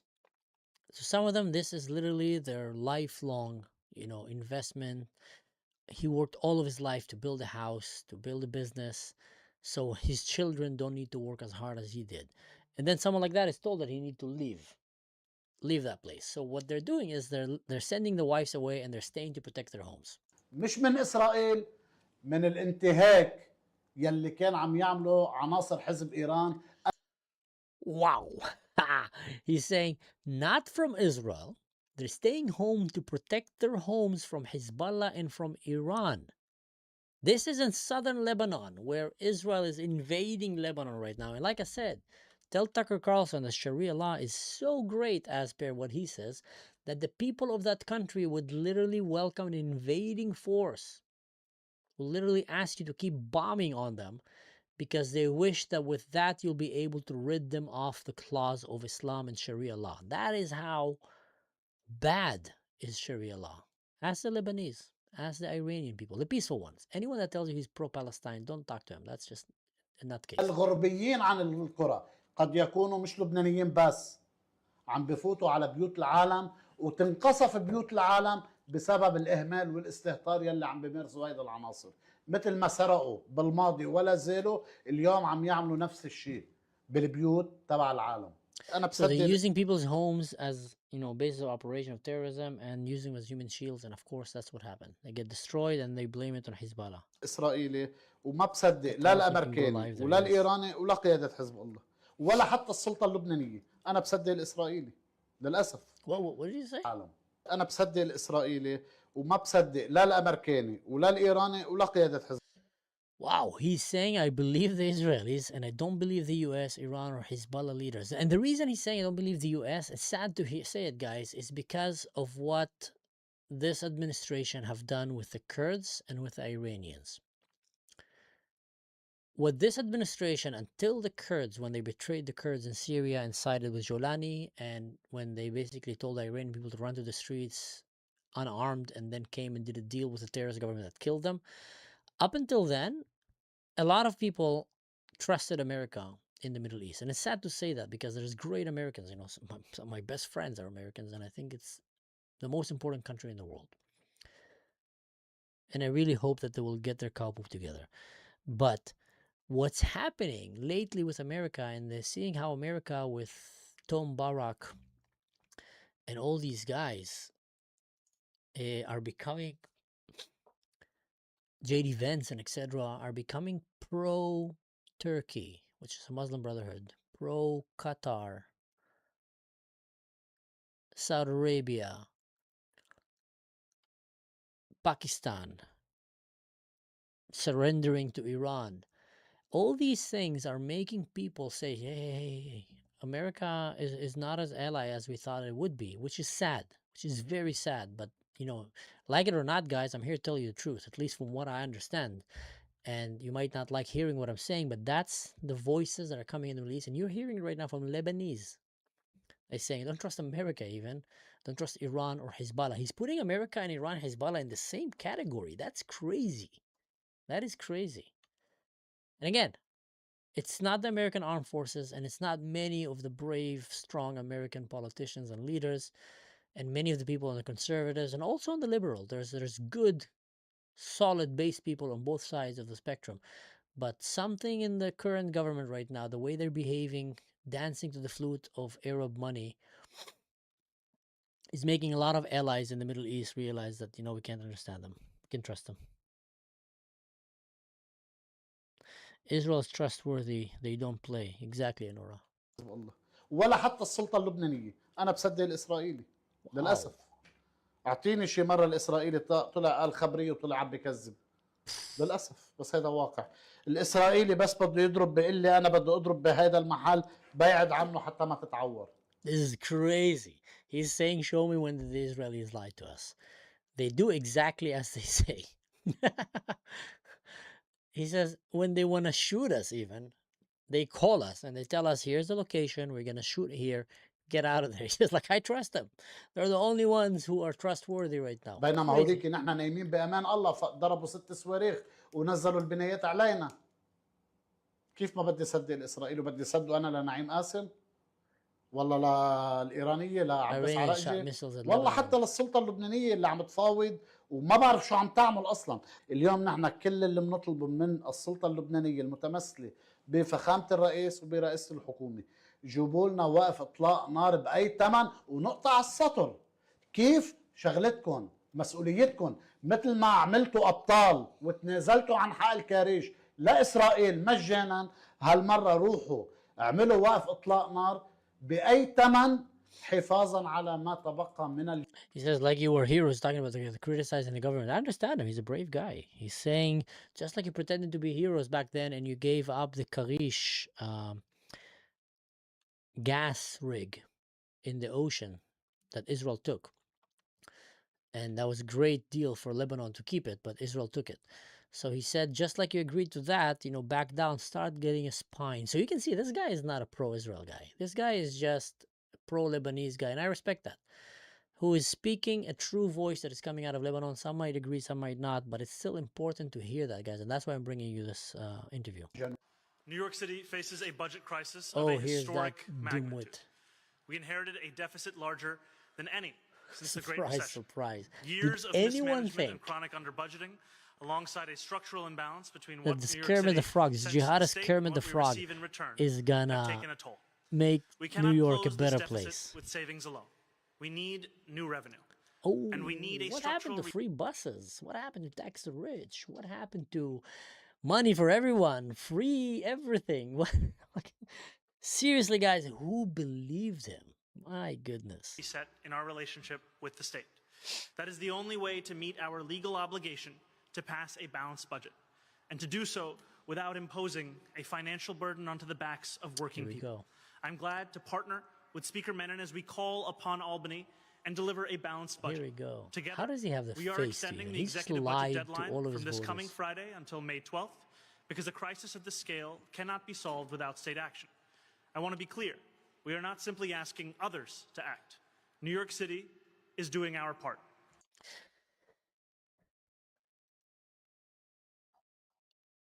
You said the low audio? This coming Friday until May 12th, because a crisis of this scale cannot be solved without state action. I want to be clear. We are not simply asking others to act. So that's the thing, guys. New York. You can't believe communists, they will always lie to you. And you can't believe jihadists, they will always lie to you. And when you once in a while get to have an outspoken final boss who is a jihadist and a communist, what do you think? What do you think is going to happen? City is doing our part. We are committed to governing with the fiscal responsibility this moment demands. Speaker Menon and I have already identified meaningful savings, and we will continue that work carefully, deliberately, and without cutting the services that New Yorkers rely on. But we cannot do it alone. Yeah, That because you is why we are bankrupt the standing city, together this dimwit. morning to underscore what is at stake and to call on Albany to deliver additional revenue. They always ask people from the people. They always ask money from the people. He's rich, by the way. Someone said he's something hilarious. That is funny. He does. That's stepping into grace. Stepping into grace. Haven't seen you in a while. So that is funny. He does sound like an evil duplicate jihadi communist Kermit the Frog. I saw it as well. Look at her face. I horny say I humri. I keep calling her I horny. I humri 684 is saying look at her face. I was looking at her face as well. She was rolling her eyes, I think. Donnie promised the same stuff as New York Ayatollahs promised the Iranians in yep. How did he manage to fool people in New York though? Aren't they worldly wise? They fell for the demonic grin rally. Yeah. Yeah. I mean, not only they had 9/11. New Yorkers had 9/11. They saw like everybody in New York saw it. It was like the biggest towers just falling, crumbling of the towers, and thousands of deaths. And then they go and elect this guy who complained that his auntie was a real victim of 9/11 because she couldn't feel comfortable wearing a hijab going in the subway. What a disgrace. Now look at Trump's reaction to Umdani. Very interesting reaction. Umdani said in an interview this week that he was open to being the poster child for socialist candidates. Are you worried about more socialist candidates across the Well, I think it's a big threat to our nation, actually. Because it's not socialism, it's really communism. Communism is the big threat to the nation. And they always come disguised like socialism in the beginning, and then slowly they will turn communist on you. They use the word social democrat because it sounds so nice, but it's really communism you're talking about. I think it's the biggest threat to our nation there is, maybe since our founding. He's nailing it.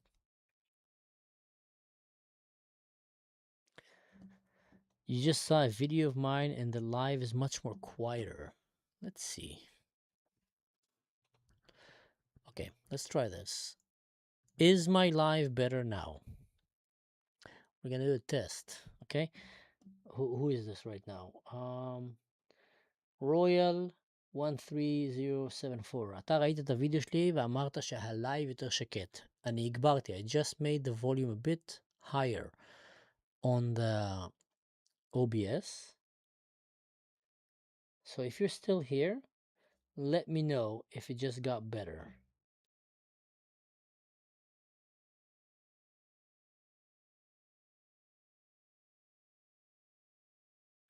Not sure if you forgot about Twitch, but I have been talking to you about it.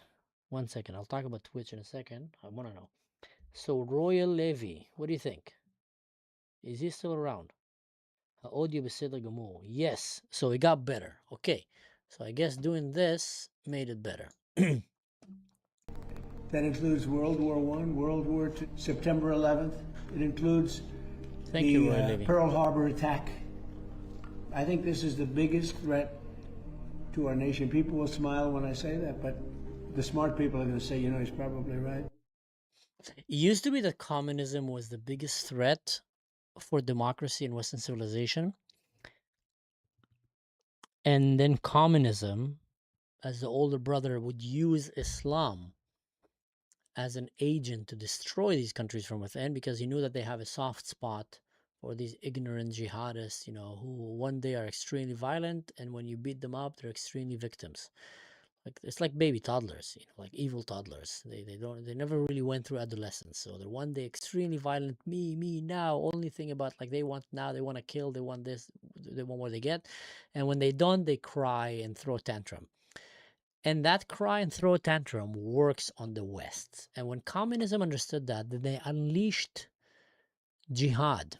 All of a sudden, Yasser Arafat in Palestine was created by the Soviets, by the KGB, and all kind of communists around because they unleashed that weapon against the West. And then they saw how effective it is against Europe, unleashed it, and then against America. But I think global jihad is going to turn on communism as well. And that is where they fall. We saw that with Iran. They thought they can unleash jihad on Iran to take over Iran, and then the left can go and control it. But then jihad went and killed the left and took it over and became like a Muslim Ayatollah radical country. We're seeing that in England, the UK. So, as you're seeing, guys, this is always the same problem.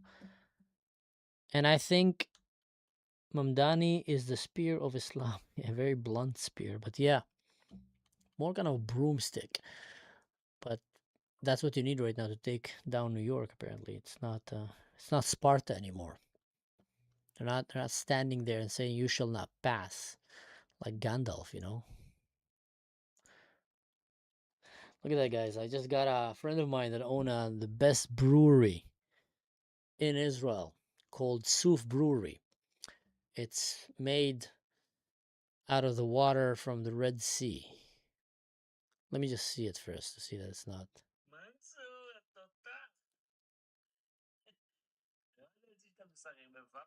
What a legend. Here's again from Fauda.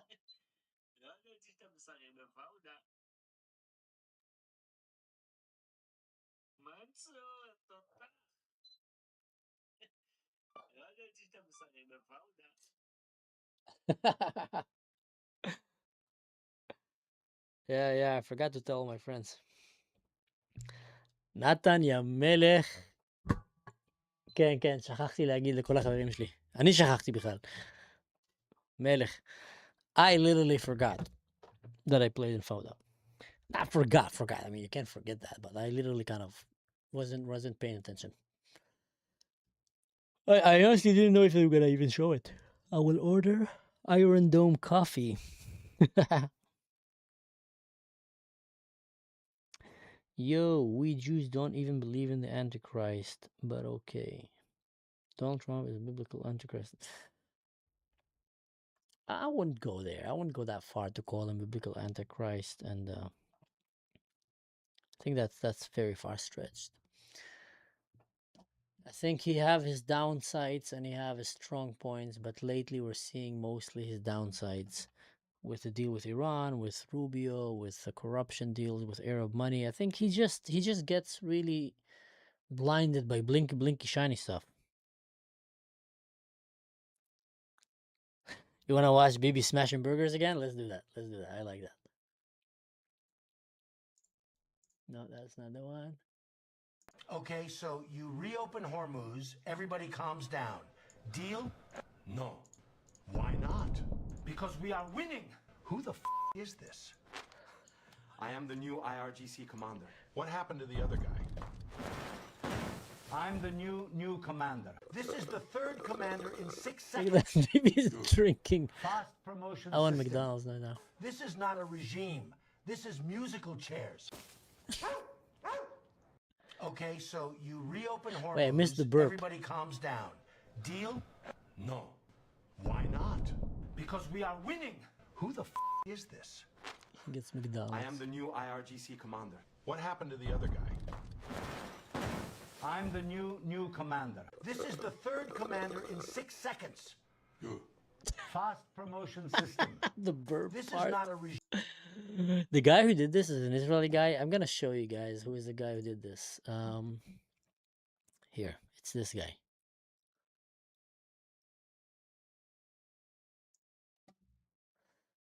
That's the guy.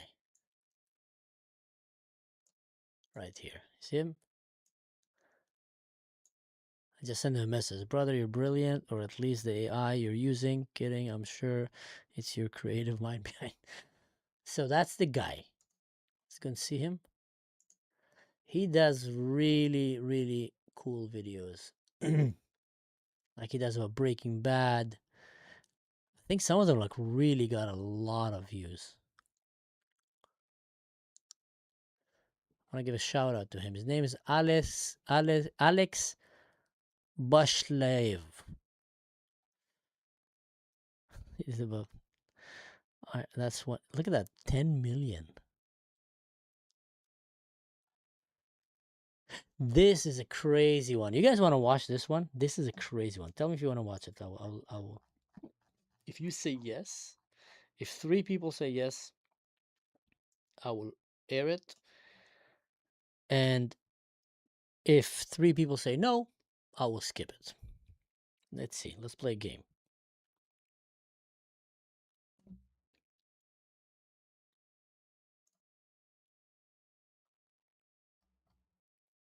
Here, now I can see the comments.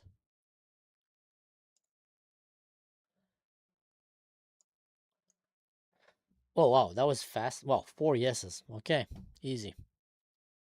Oh, my God. Yes, 5. Okay. 6. Okay. Hold up. Hold up. Oh, 7. 8. 9. This is faster than my kid counting.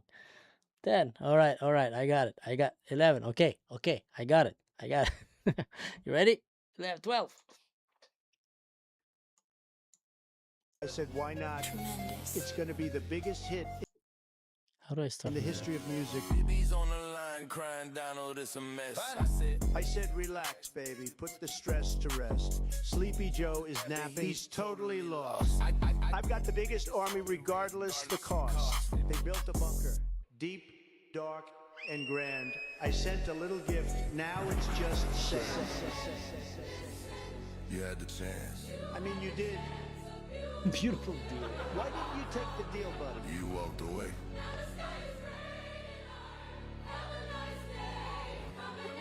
Come and they don't cry. Dead like a dog, a beautiful dog. Now he's dead, dying like a Hexa. dog. Beautiful dog. I like dogs. Strongest in the history. And I like Biggest deal in B2 history. Bombers and BB. I They said, like two Donald, bombers don't and drop the track. I said, why not? Tremendous. It's going to be the biggest hit in the history of music. Baby's on the line crying down, oh, this a mess. I said, relax, baby. Put the stress to rest. Sleepy Joe is napping. He's totally lost. I've got the biggest army regardless the cost. They built a bunker. Deep, dark, and grand. I sent a little gift. Now it's just sad. You had the chance. I mean, you did. Why didn't you take the deal, buddy? You walked away.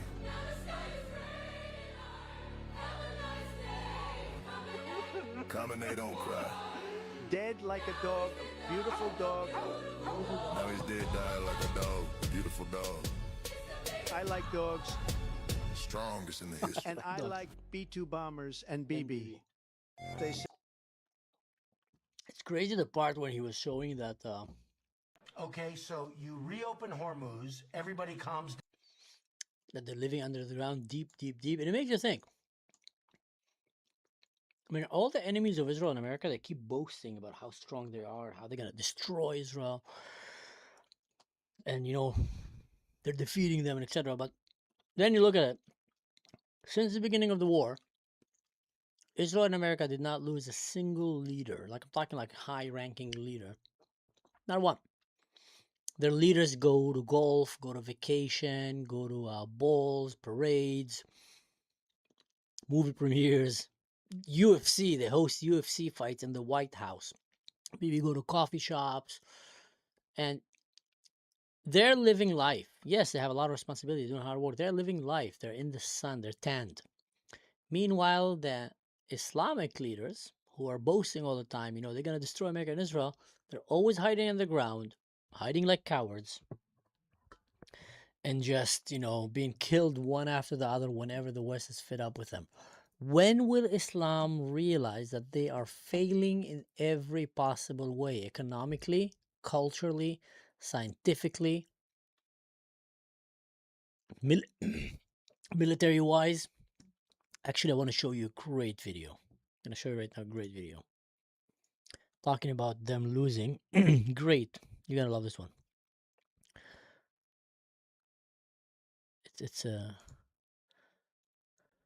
just brilliant.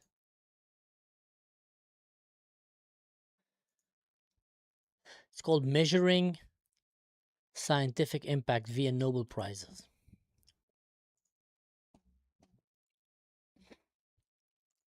All right.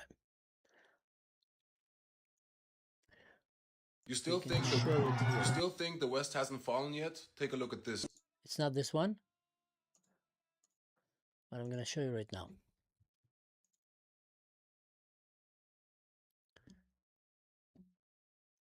Oh, here we go. But just check out the Nobel Prizes.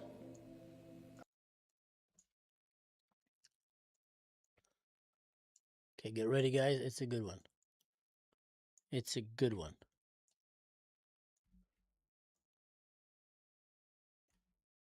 Make it big so we can enjoy it. Lean back. Get some popcorn. Okay,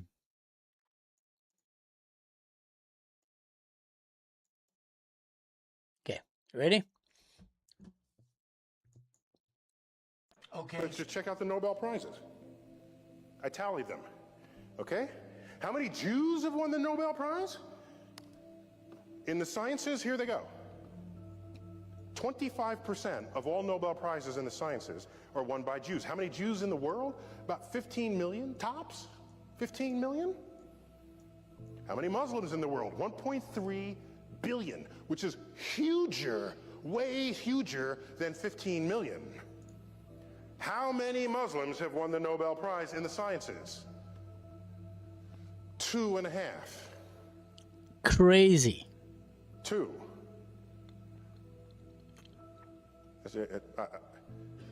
I can't bring myself to call economics a science. I'm sorry. I just it's can't. not accurate science. I've tried.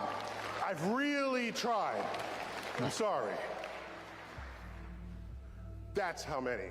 And the physics one was a Pakistani physicist, not a Middle Eastern physicist.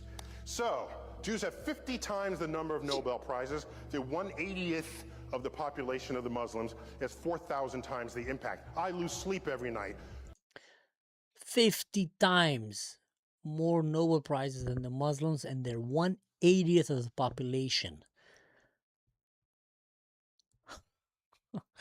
How can you argue with that? Which is a failing religion and which is a successful one? How? How? I'm not Muslim. I'm not Jew. It's so obvious to me. Wondering how many secrets of the universe lay undiscovered because 1/7, what's the population? 1/6 of the population of the world is not a participant on the exploration frontier. Wow. Did you understand what he just said? He said, how many secrets of the universe lay undiscovered? Because 1/6 of the population of the world is Muslim. And they're not bringing anything to the table, like anything good to the table. They're not. Like out of 2 billion Muslims, only 3, 2.5, only 3 got Nobel Prize. They're barely bringing any innovation. They're barely bringing any scientific achievements, cultural, significant, breakthrough that will make life better. Like nothing.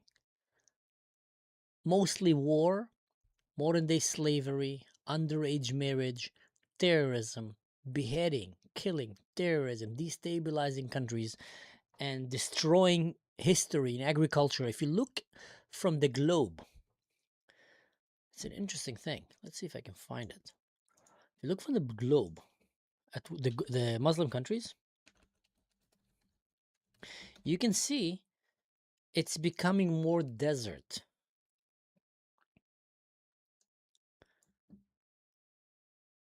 What is that? Explore the earth.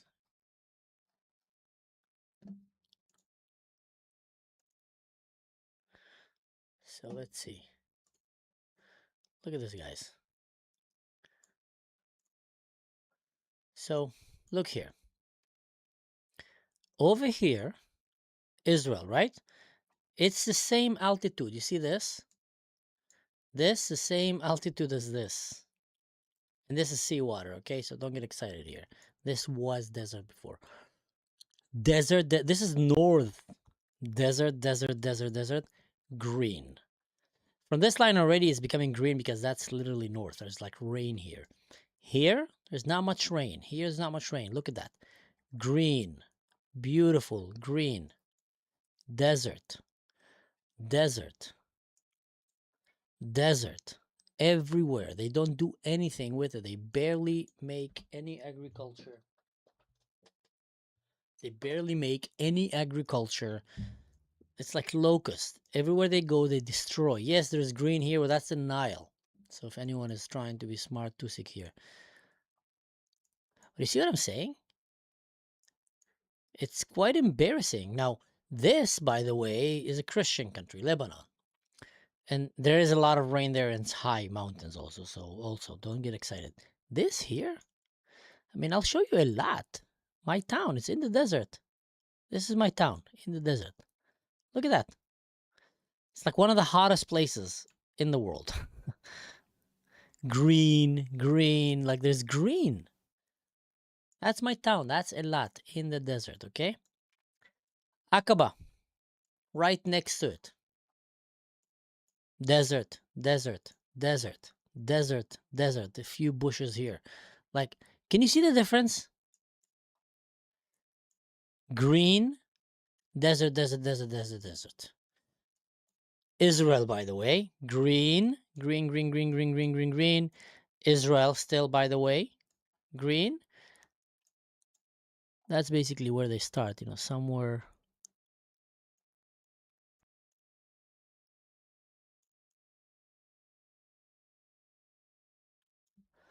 Wait, I might have got this one wrong.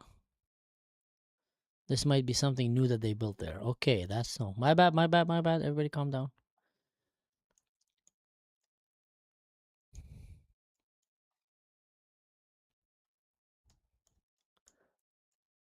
Yes, I think that's Jordan. That's Jordan. They did something new there. Good for them. But you get my point. Look at this, guys. Desert, desert, desert. Green. And in a random neighborhood also, by the way. This is nothing special. This is like a random neighborhood in the city. So, my point is, you can see the difference between, I mean, let's not, everywhere that they go, all this area, with all due respect, could become green. Israel is doing it to the desert. They just don't.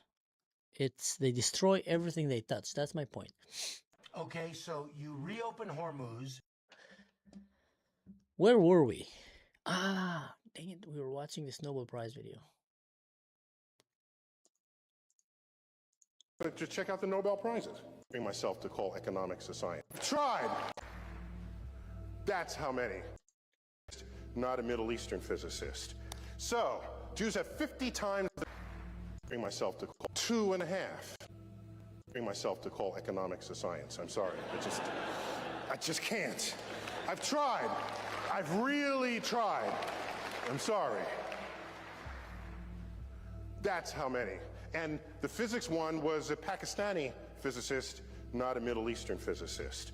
So, Jews have 50 times the number of Nobel Prizes. They're 1/80th of the population of the Muslims. It's 4,000 times the impact. I lose sleep every night wondering how many secrets of the universe lay undiscovered because 1/6 of the population of the world is not a participant on the exploration frontier. What thoughts have gone undreamt of? What a crazy statement. Is not a participant on the exploration of the human frontier. Isn't that crazy?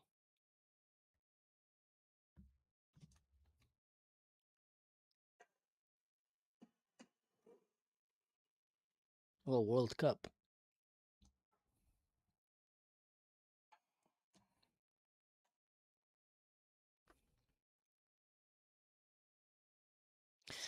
Man, people in the US right now are enjoying the World Cup. Crazy. When I lived in New Mexico, a lot of people xeriscaped, but my landlord said grass and greenery in the desert help improve the microclimate. Maybe date center contact to find. Okay.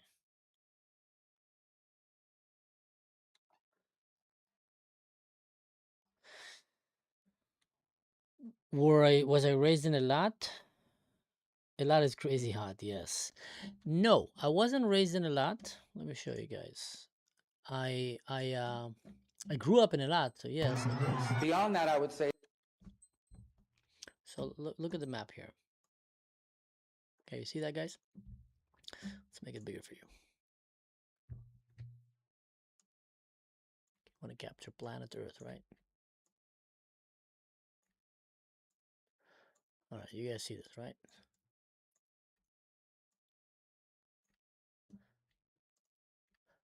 Okay, so look at this. So I was born in the Carmel, right here next to Haifa. So that would be this mountain here. Why is it not showing city names?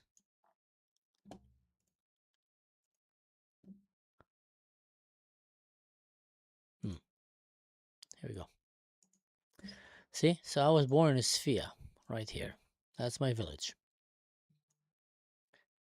And then Khalifa, my friend that we do the Druze podcast, is living in Dalat el Carmel. This is the Carmel. That's a beautiful mountain, really beautiful. Although they suffered greatly in the fires. 3D, nice. Look how high it is. So that's the Carmel. Whoa, that is so cool. And from the Carmel, you can actually see sometimes the Hermon. So, Hagana. I was born here in Osfia.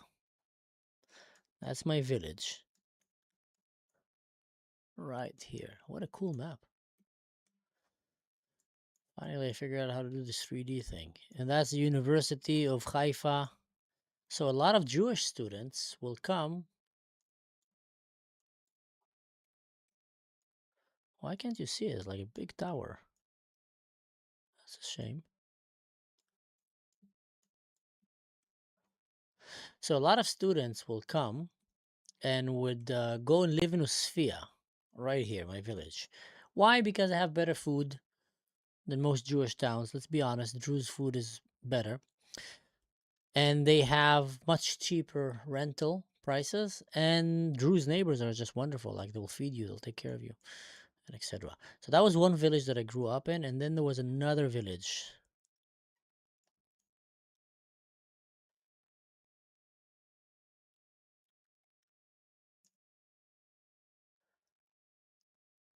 Another village next to the Arbel. Yeah, next to the Arbel.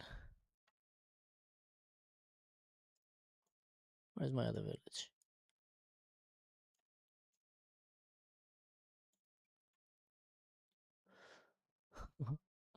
Nabi Shuaib. That's, by the way, the holy place for the Druze. In case you're wondering. This is where they, the holiest place for the Druze in Israel. Migdal, Ginosar. Such a tiny village. You can't find it here.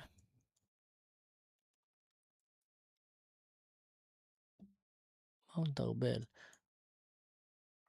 Eliphelet. Well, it's somewhere here. Okay, Mral. And when I did the Israel Trail, by the way, whoa, so cool. When I did the Israel Trail, by the way, I actually started from the north here, from the Hermon, basically, and I went down all the way and went down, kept walking,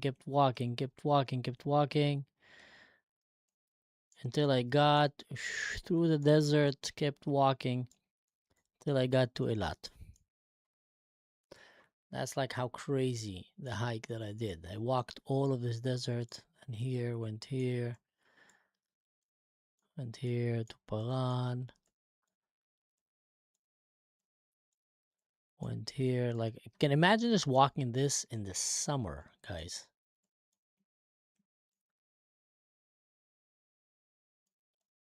Kept going. It's gonna take us forever, but just get the idea. All of this by foot, with about 40 kilos on my backpack, and then here to the ocean, and then walked by the ocean by foot.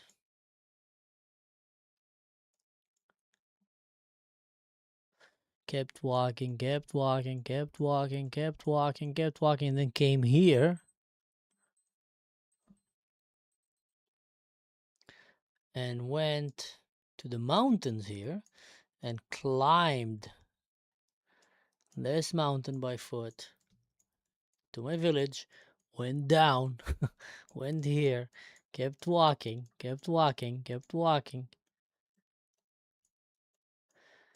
climbed up this hill here. It's insane. Wow, the hike that we did there was crazy. Kept walking. I might be getting to Lebanon here. No. Yes, I am getting to Lebanon here. Went here and then walked here on this ridge close to Lebanon, and then went from here to here.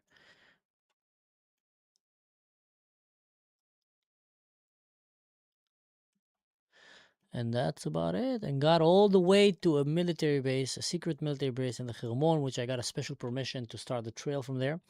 So most people don't get to start the trail from there. But there's like really cool places there. There's a cave there that looks like it was something from the movie, from the game Doom. Like, I'm not kidding. Anyone who knows what I'm talking about knows what I'm talking about, but there's like something really cool there. So yeah, that's where I grew up, guys. Since we're talking about Lebanon, let's see this right now. So if you understood right now the border that Israel is talking about,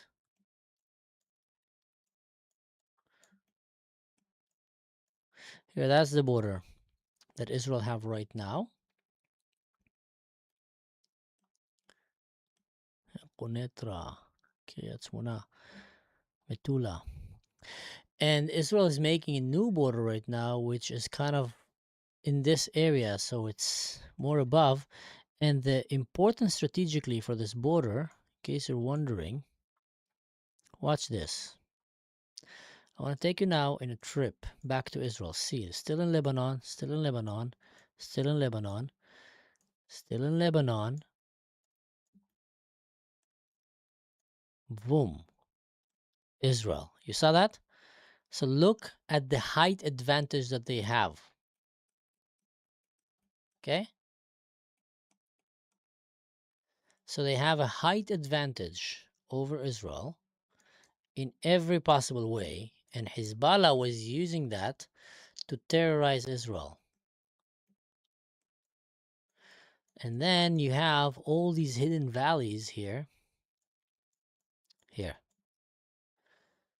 So look at this. This area is like a death trap. And that's where Hezbollah also does a lot of its operations. And often he will also build his terrorist villages under these places. His terrorist, camps. And this is a very, very difficult terrain to work with and to maneuver with. There's like big, great valleys here. Hidden bunkers that Hezbollah have under the ground, under Lebanese towns, and etc. So that's why it is so important what Israel is doing in this area.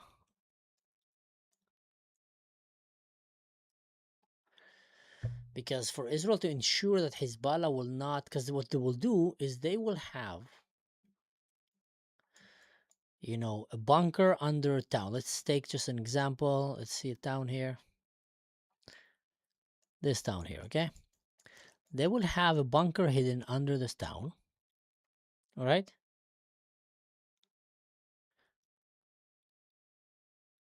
Can I show you the tunnels? So they will build like a tunnel completely under a town here. And then what they will do, swimming pool here? No, that's not swimming pool. What they will do is all of a sudden when the mountain is coming down, they'll have like shafts aimed at Israel. And they will build drones there. They will build drones and they will make landing marks for drones, and they will fly the drones and the rockets from these tunnels that they're building. So they literally build an underground Iranian graded military base that can produce its own weapons, self-sustained almost, And its main sole purpose is just to shoot rocket on Israeli civilians and terrorize Israelis. So that's will come all of a sudden. I gave my watch to my kid, and he somehow managed to make an alarm clock, and I haven't had the time to stop setting it. So all of a sudden, they will start shooting at Israel from there. And unfortunately, they can do the reign of terror to Israel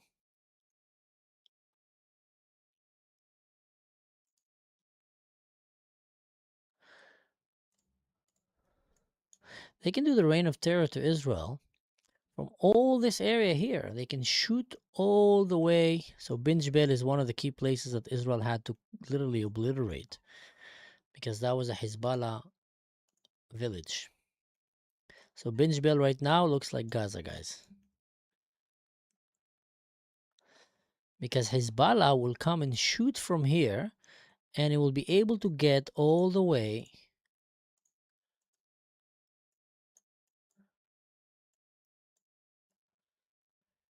into the area of Haifa, Zichron Yaakov, Afulak, all the way here, easily actually even more. They can get to Netanya and Tel Aviv, Jerusalem. So their plan is to terrorize and cripple Israel all the way until here.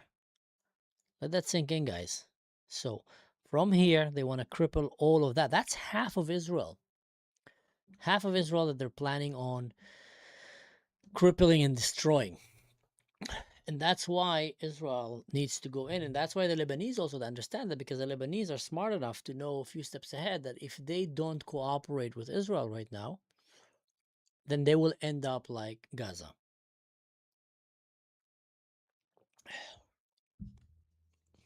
And don't get me wrong, like, I'm not that gullible. A lot of Lebanese are extremely anti-Semite and extremely racist. But there is good ones there. And hopefully, with enough bombs that Israel dropped on them right now, they'll start waking up and realize that if Israel wanted to obliterate them, they would have. If they could have, they would have. That works on the Muslims, not on Israel. They could have. They just don't want to do it. While Hezbollah there is the exact opposite. They want to destroy Israel. They try to destroy Israel. They want to destroy Lebanon. They're working on it. And now they're starting to wake up and to realize. I wish the Lebanese would have realized that way before. I'm talking, I wish, about the Christians.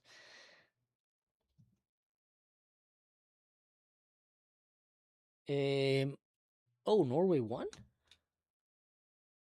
Norwegian Itzchachi?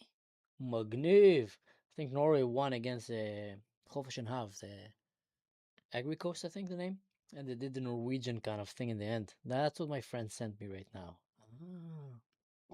My friend is watching the game. Norway just won. If you want to see it, I'll show you.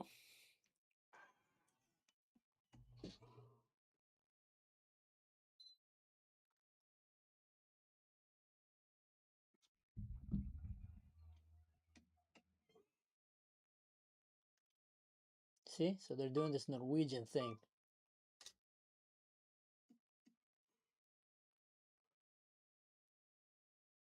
Pretty cool. That's the World Cup, guys. World Cup. I don't know what you're doing watching me. You should go watch the World Cup. It's like they're sailing like Vikings. That's the guy that used to be a youth leader with me in the summer camps. We used to do these games with kids.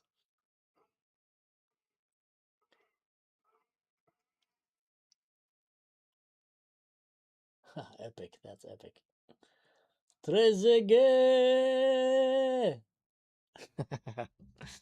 Yeah. So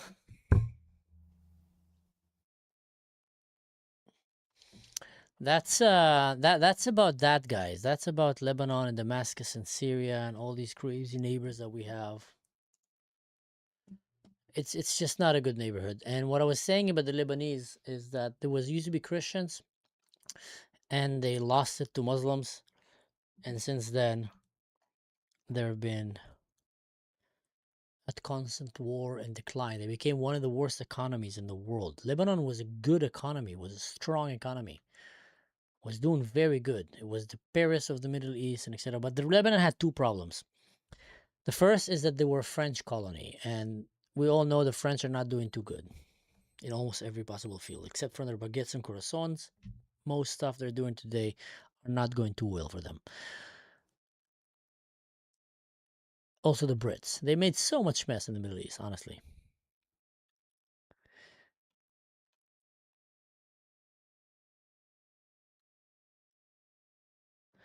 And then you have Lala Tov. Lala Tov, really, it was nice having you here. And then Syria as well was a Christian country. It was a great country.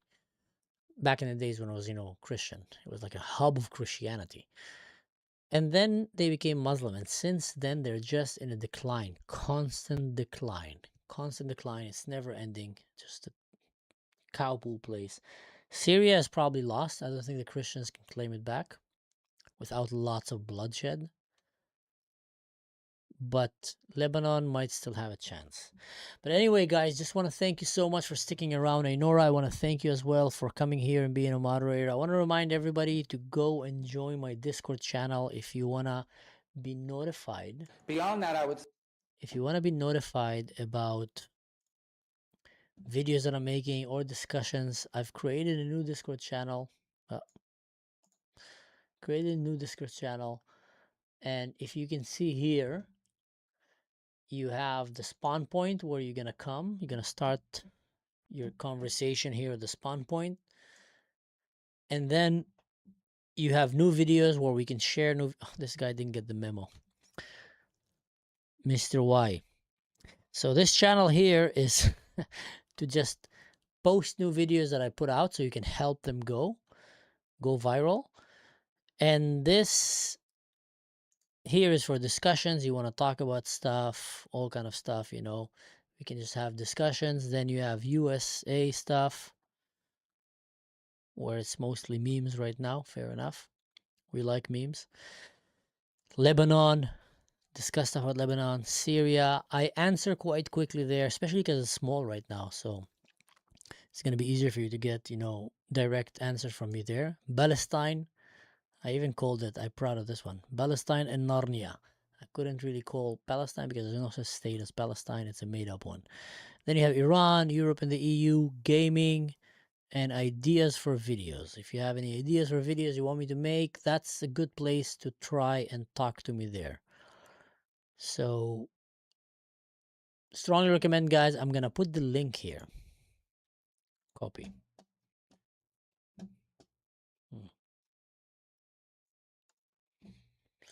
I'm going to put the link here, guys, to my Discord.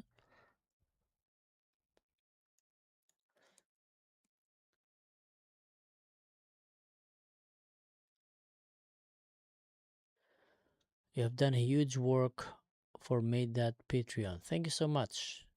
You also have my Patreon where you can support the work that I'm doing. Right now, honestly, guys, financially, Patreon is my backbone. Like, Patreon is where I am finding it possible to support the work that I'm doing. Patreon and the AdSense paid from YouTube, but let's be honest, it's not as easy as you think. Maybe one day I'll make you guys a video, full transparency, and I can show you exactly how much YouTube creator earns and how it is to live from that. But if you want to be part of the journey and help support, you can go to Patreon right here. Ainora, what a legend. And you can go and support the work that I'm doing. And you can find a way to do a spawn point. Hey, Marty McDope. That's a cool name. Marty McDope. I think I could probably get new avatars, but they're paid. And I don't really feel like paying right now to Discord to get new avatars. Like, I found really cool ones. Marty McDope. Welcome. Let's welcome Marty McDope to the channel. Do you have a YouTube name? Marty McDope. Is Habibis and Habibitis. Hi, Habibis and Habibtis. Yeah, you said it right. Habibtis. I guess you know Arabic a little bit. So yeah, guys, if you want to join the show, you're more than welcome.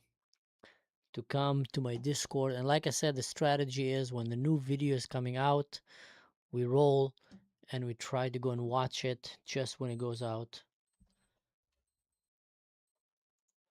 And then we can let's see my latest video. How is it doing?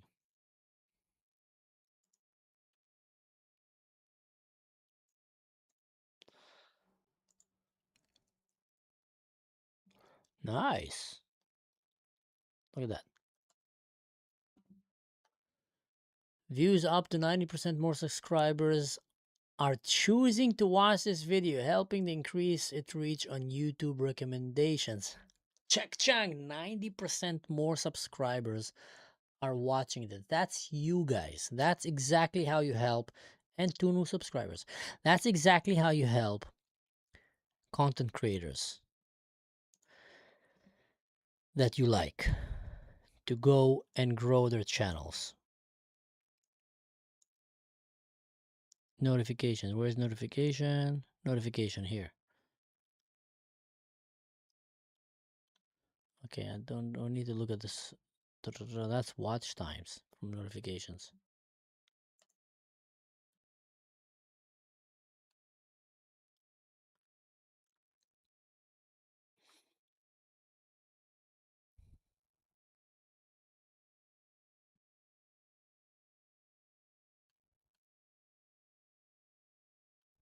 Wow, you can really see.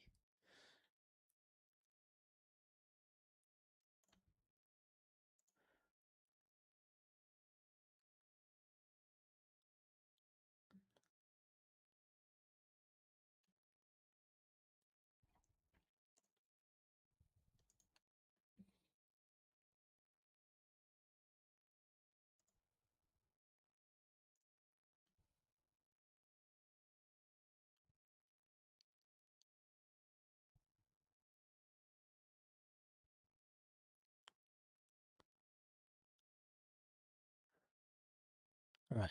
Well, I'll find it later. But you get my point here.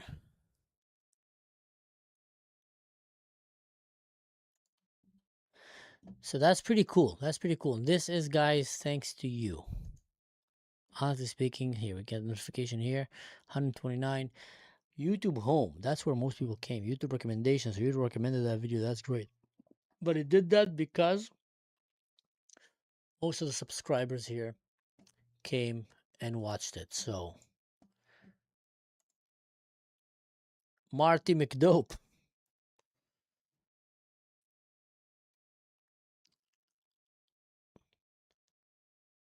Jax. So yeah, guys, go and check my Patreon. Join the Patreon. I'll highly appreciate.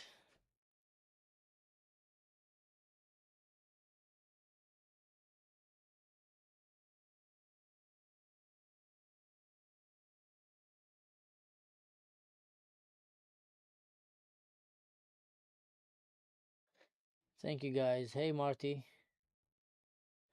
Ah, that's you. You're Marty. Fatal. Nice to have you on the show, man. So yeah, you guys can reach me there. Gaming. Someone here. Jam, but you're the only one outside of my family who played Dune 2. You should stream it on correct order. Fun facts. First real-time strategy game ever. Yeah, I'm the only one. How do you know that I played Dune 2? It's a good game. Dune is a good game. Let me see, guys.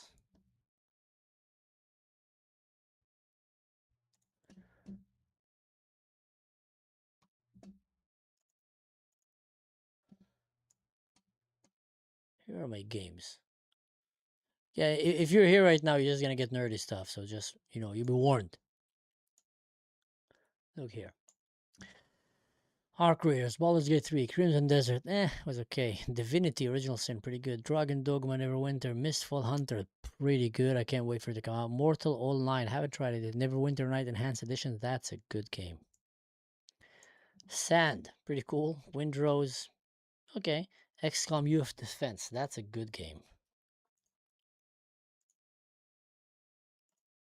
Neverwinter Night is one of the best ones, really. One of my favorite all-time games. We're nerding out here. Nerding out, guys. Nerding out. Mortar Online. Mortar Online. Haven't tried it yet. I heard it's pretty good. Mistfall Hunter. That is a good game.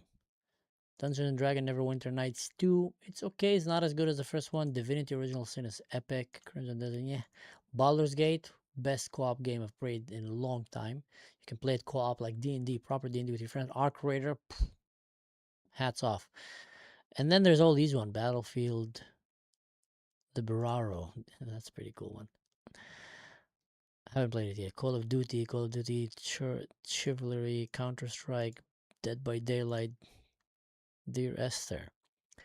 It's supposed to be a good one, like a good storytelling one. Elden Ring, nice one. The Elden Scroll, oh, pretty good. Enshrouded, maybe it'll be better. It's like a co-op game for up to 16 people, but I played it with, one friend only. Gary's Mode, I don't remember it. Grim Dawn, haven't tried it. H1Z1 was really good back in its times. Humanities, haven't tried it yet. Hunt Showdown is pretty good. Hunt Showdown is a solid game. Insurgency Sandstorm was okay. Just Survive,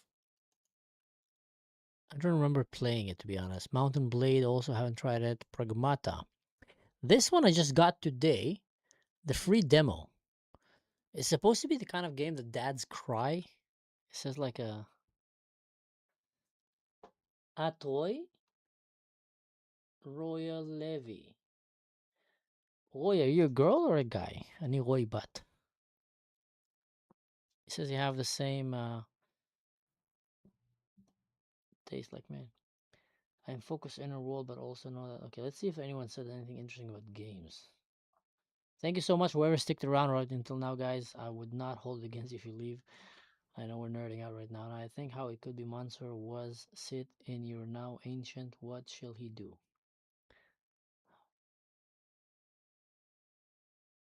What if Mansur? How it could be if Mansur was sit in your now ancient.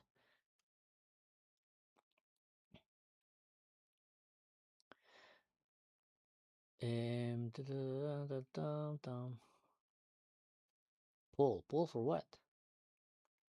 Ah, she's in his account. They're a couple. So you think I have the same taste like your boyfriend or your partner? Good. You have a good taste in games then. PUBG was pretty good back in the days. Actually it was really good PUBG in the beginning, but I lost interest in it quite fast. Replaced. Don't remember that game. Risk. I mean, the board game is the best one, but it's still. Risk of Rain is a different one. Civilization, always good. Solasta. So Solasta is like, I wanted to build a D&D game for my kid. You can like build your own servers there.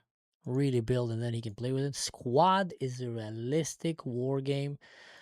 One of the most realistic war games out there. Really good. Z1 Battle Royale, and this one, I haven't tried it. So yeah, I had a lot of other games that are not in Steam. So Dune and all the Dunes and Warcraft and Starcraft and these stuff. You're faster in Hebrew. You can also write in Hebrew, by the way.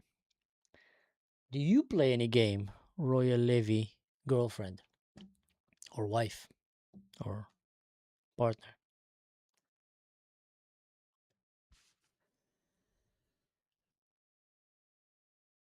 Do you play any games?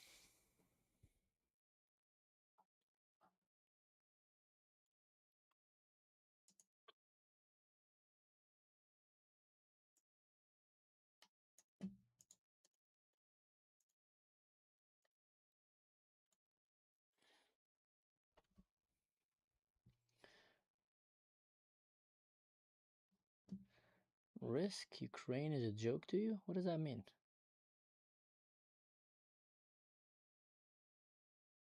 Eh? What does Risk have to do with Ukraine? Is it because like Ukraine doesn't exist on the Risk map? That's what you mean? Tropico 7. whoever is still in the show right now, maybe share with us which kind of games you guys like to play. Like, give us 1 or 2 games that you like.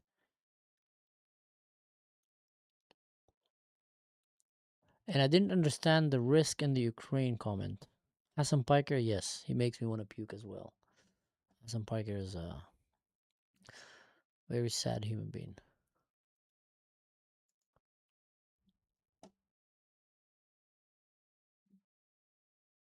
Ah, it's a Seinfeld. Okay. NBA 2K. Let's go Knicks. I never tried the NBA game. I heard it's good though. Chess. That's a good game. Star Waver. Oh man. Diablo 2, that's a good game. What is HOMM3? Expedition 33 is a great one. I've heard about it. I've heard about it.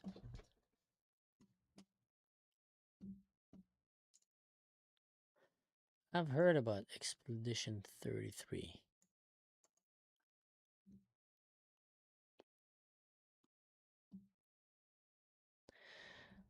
Guess I'm an no, you're not an odd one, Ainora. I'm more into outdoor sports, badminton, and kickbox. You do kickboxing?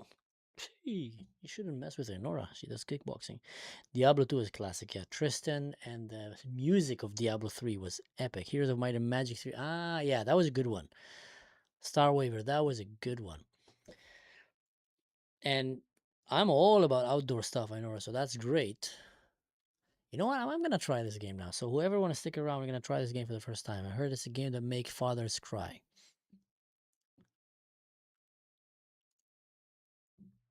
Let's try it.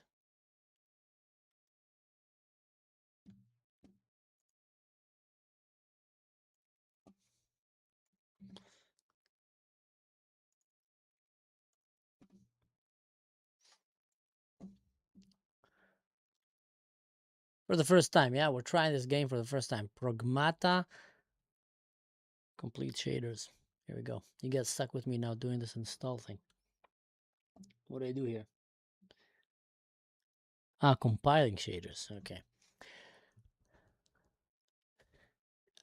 I know it's Yanai. I know. I can see by the picture. I went to visit Yanai in the cool place that him and his family live in. Good night, Chagadol. And Final Fantasy is pretty good. Have you pre-ordered GTA? Nah, I haven't pre-ordered GTA. I don't think I will. I might play it when it comes out to try it. There's a big hype around it, but no. So I went to visit Yanai, by the way. Go follow his Instagram, guys, if you haven't. The guy is brilliant. I'll show you his Instagram. And he lives in such a cool place in Israel.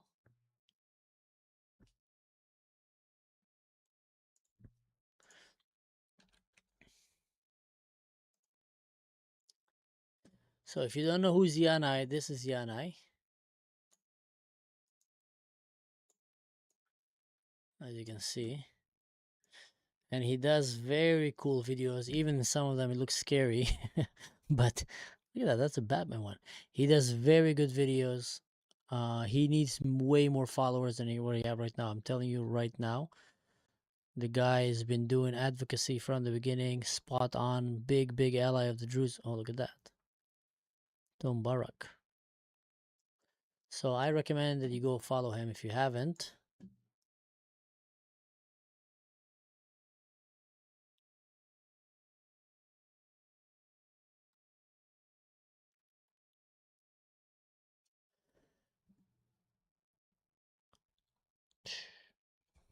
Very dedicated.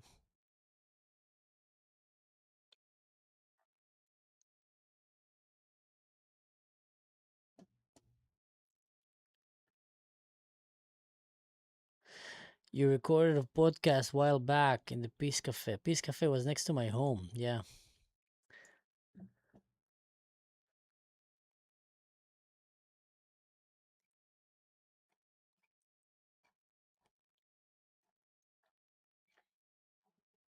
Epic stuff, man. Good job. Look at that.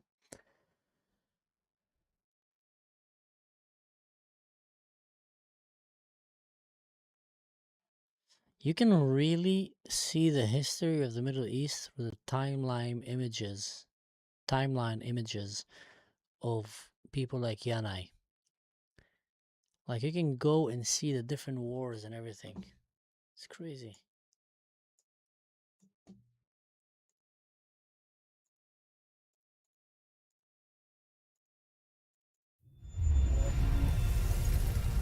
All right, game is starting. Oh no, English, subtitles on, why not?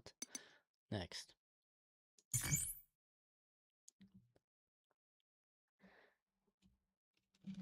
Adjust until the image on the left is just barely adjust, A and D. Barely visible. I have lights in my eyes here. Okay. That's pretty okay.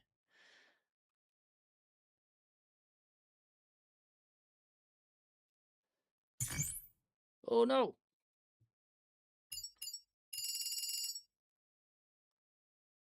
Ah, okay, they're good. Until the image on the left is just barely visible. Both seem the same almost. Okay. Brightness. Adjust until the image in the middle of the screen disappears.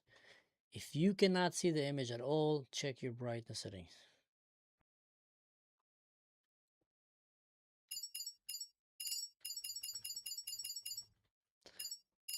Adjust until the image in the middle of the screen disappears. Okay.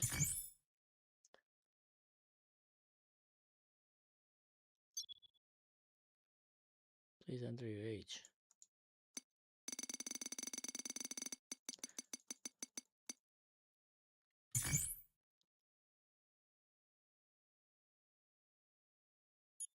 Is it correct? Yes, it's correct. What would I like to guess?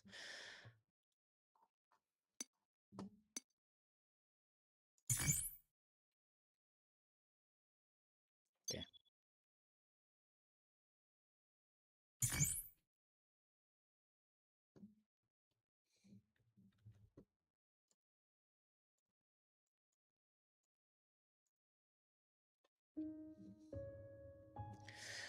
Hello, guys.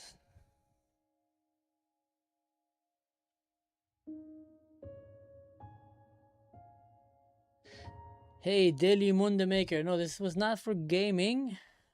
But we decided to try a game here towards the end. Press any button. New game. What's the difference?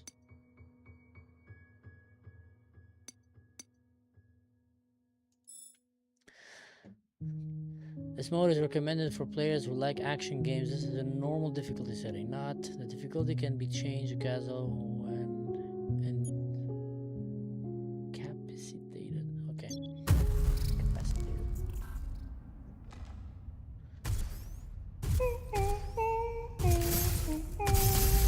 Hey, Diana! A little help here? Look out! What are you doing? Diana!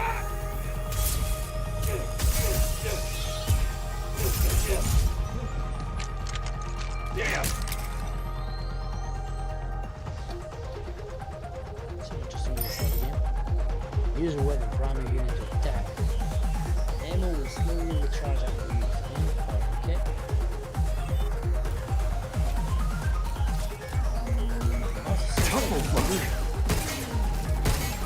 Hey!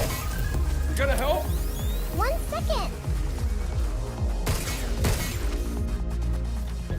Mouse settings. You go. Can I still shoot? Reach the green X. No, to check targets.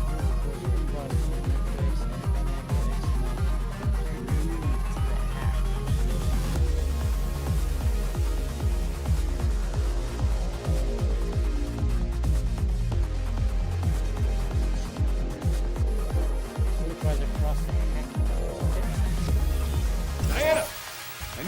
in here. Why is it not moving it?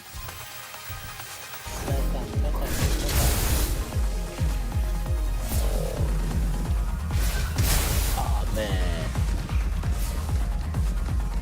This mouse, we gotta fix the setting.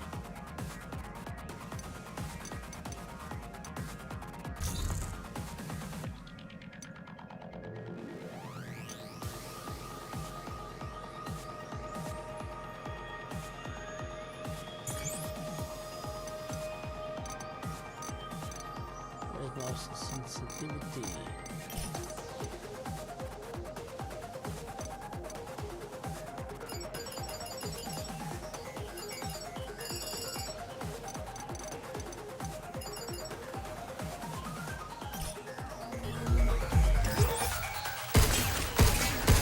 Okay, how do I move it?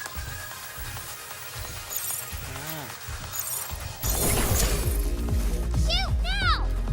On it.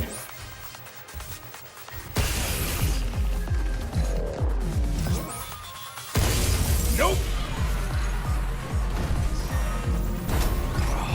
More of them. Third started.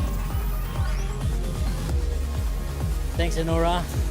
Much appreciated for sticking around. The Turks started voting for AfD because of all the stabbings.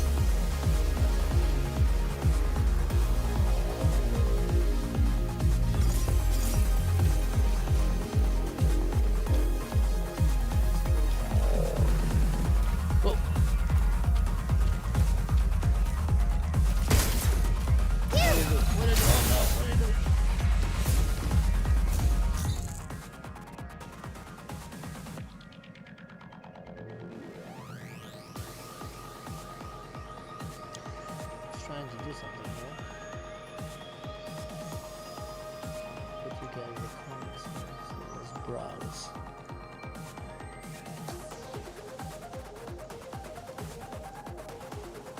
Now we can see the comments.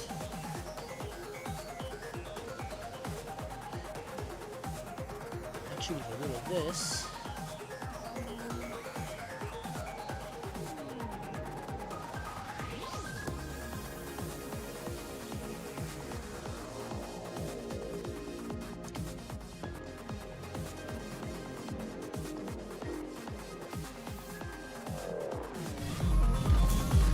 Initiated.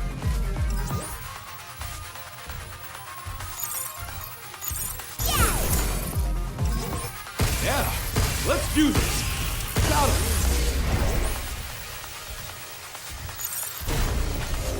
Mouse sensitivity is so terrible.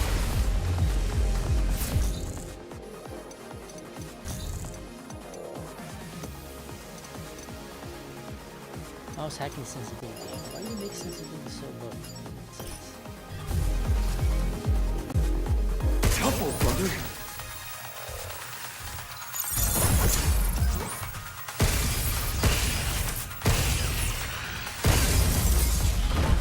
Glad that's over with. Me too. So what were you working on there? That's a secret. I'll tell you later. Okay, I gotta fix the OBS.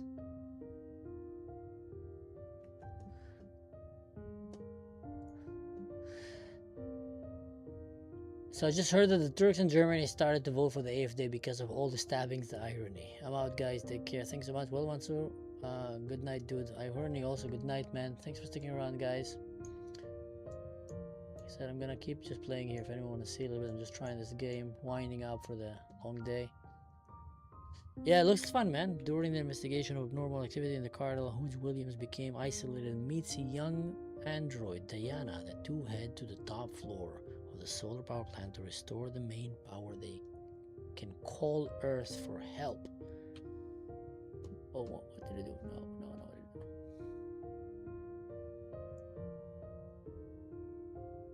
Okay.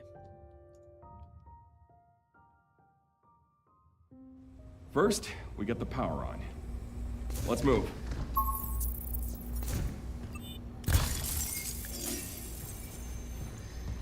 Scan. Mark objectives and key points. See a scan. Oh, cool.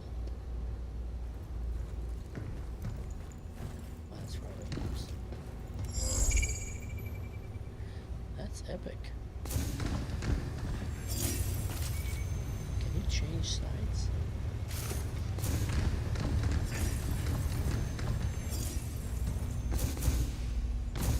You're in space, that's cool. You can jump. Don't look now, but we got company. You really sure you work here?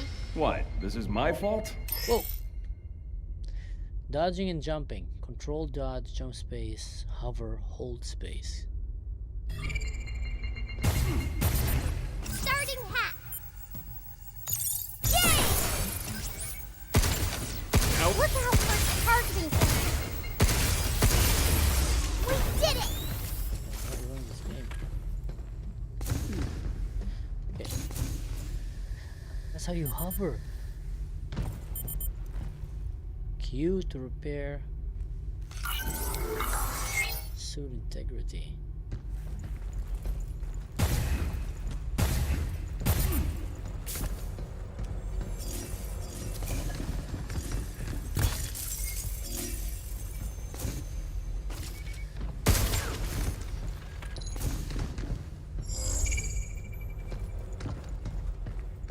That is a cool game, man.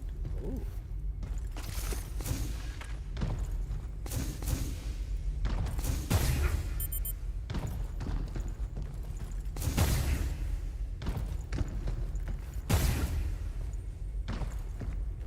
Can I get up there?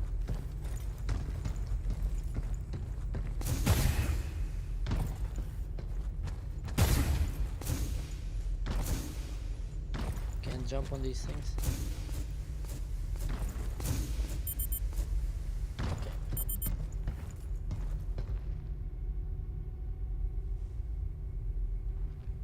Sid Noir lives on stronger than ever.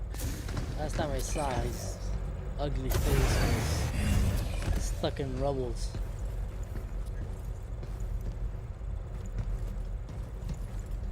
Him and several thousand Hamas heroes of yours.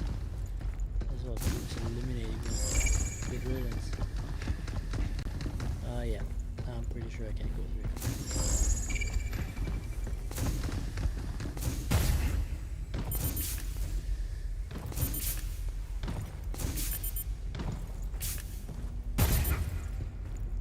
So that's the energy, okay? It's locked. I can open it. Press and prompt the button and orders from the outer ring inward. Aim. W S A D. Okay. Now I press W D. Emergency lockdown for this area has been disabled. To restore full functionality, please reboot the main power terminal on the top floor. There we go. First one down. That opened it. Oh yeah. Perfect.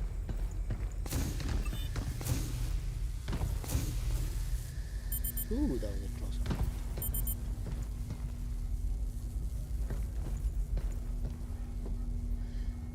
Jump and hold. Let's see if I can do that. Cool.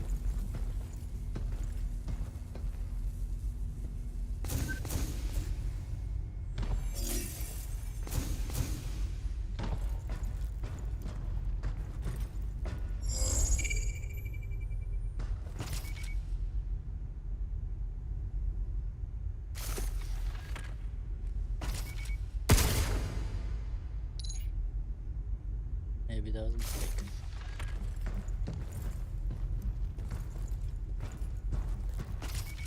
Can I hack it? If I go down, can I get up?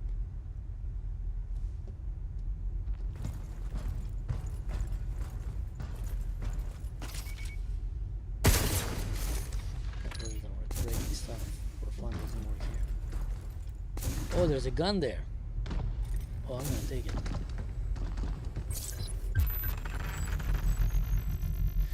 An attack unit specialized in frontal suppression that fire powerful close-range shockwaves and make enemies easier to stagger. It becomes less effective as distance increases. Select weapon, aim, fire. Okay. D. What is D? Oh, it's like a shotgun? Energy shotgun? Ooh. Use that one up close.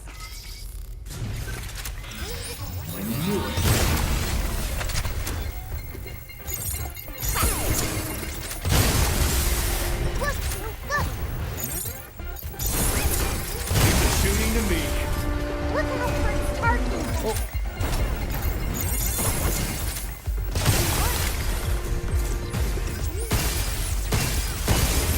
Guess that's that. So where to? I don't know. Try scanning. Q, there's a terminal.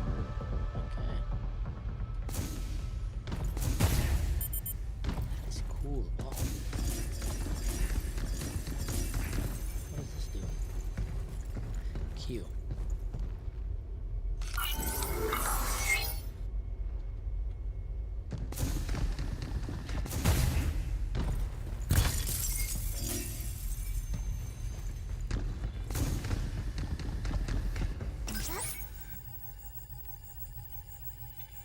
A.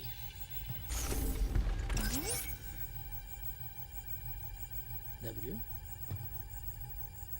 I need to press this. Emergency lockdown for this area has been disabled. That's two. One more to go.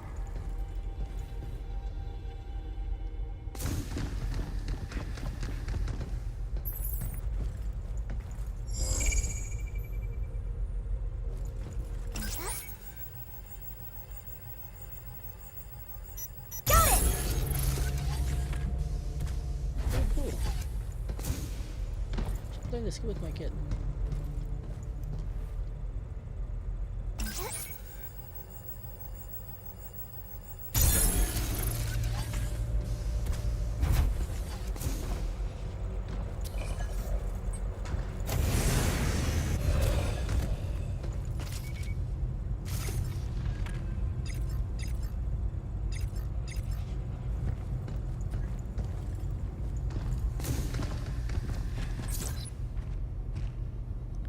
Decode.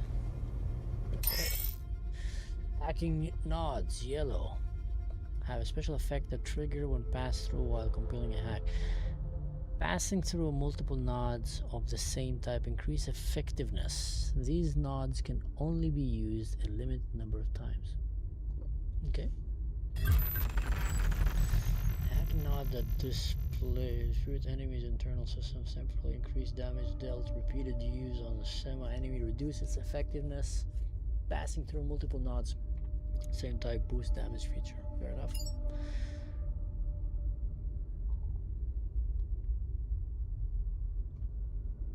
How can I disrupt an enemy internal system? Temporarily increasing damage dealt. Okay, I've seen that before. Passing through multiple nodes of the same type boosts damage further. This will make it easier to hit things harder. It got easier to explain stuff.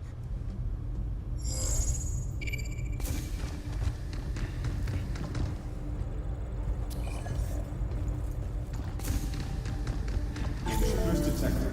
Please remove them from the premises. Eat us again. Damn rat in a maze. It really doesn't like you, huh? Whatever. Let's just get this over with. Starting. Now it's my turn. Move you. Ooh, this frickin' thing is tough as hell.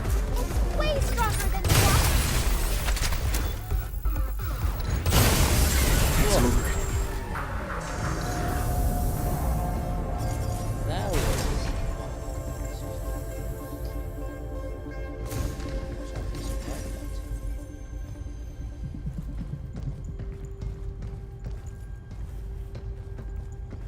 surprise, I gotta say. How's it going? Let's do a phone call. To Yoon from Kevin. Things in the solar plant are in word quiet grunts like us. Show up in the morning and check out the booth and plan for the day, and often we spend the rest of the shift trying to look busy. Sounds like every normal corporate job. Gets your thinking. We're both engineers, but you ended up on the front line as a lunar development, and me wish I could be out there too. So I'm an engineer. Okay.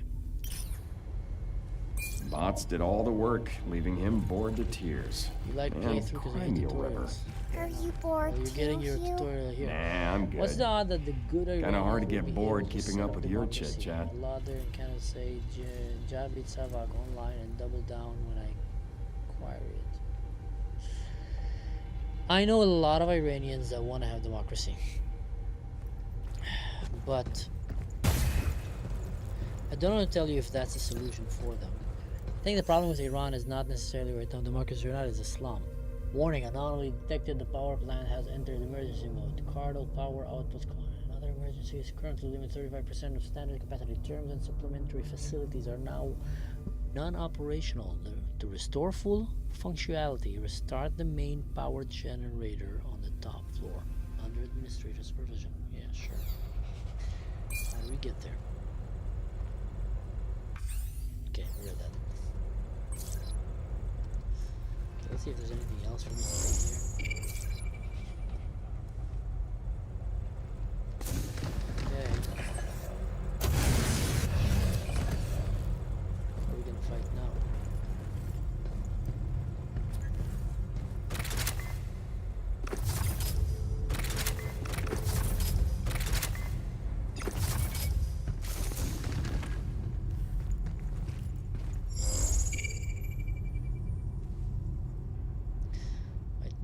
Leech on these cards.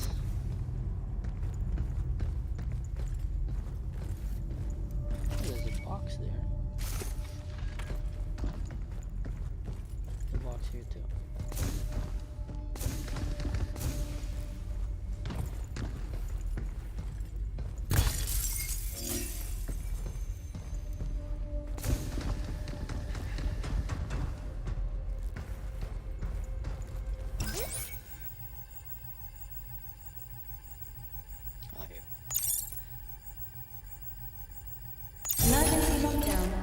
On-site locations has been disabled.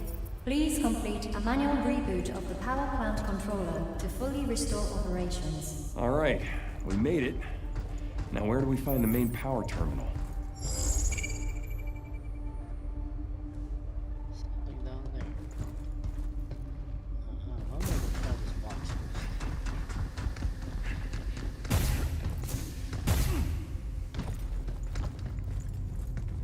Let's charge our energy.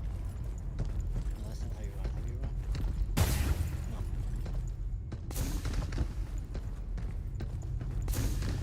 That's how you run, okay.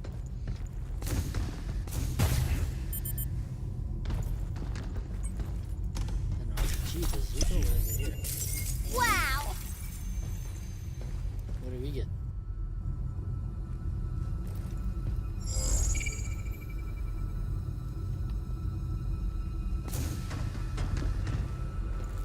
I missed this box? No, I didn't miss it.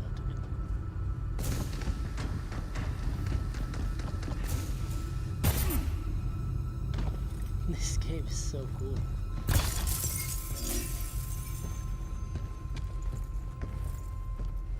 Okay, that's gonna be a challenge.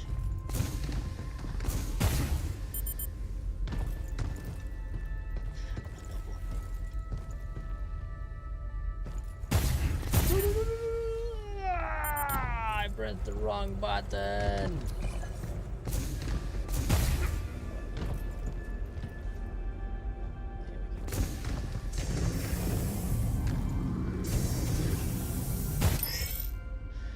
Escape the hatch or checkpoints are huge, can return if captured in battle. Diana must hack the escape hatch to activate it.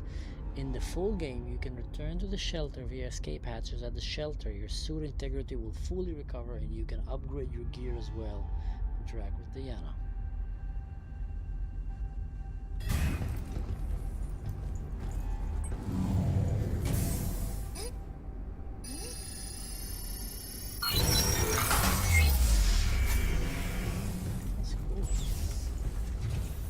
wow, look at I want to get that box.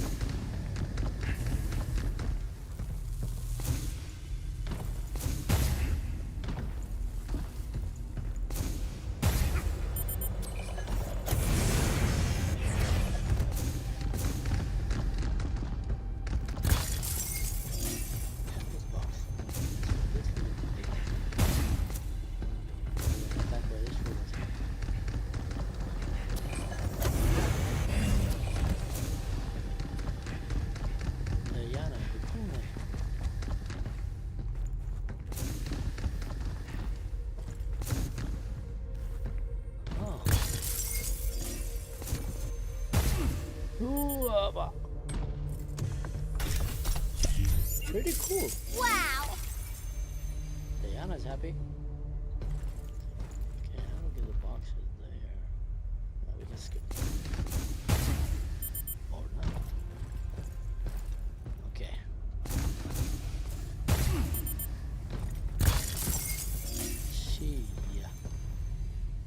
See ya.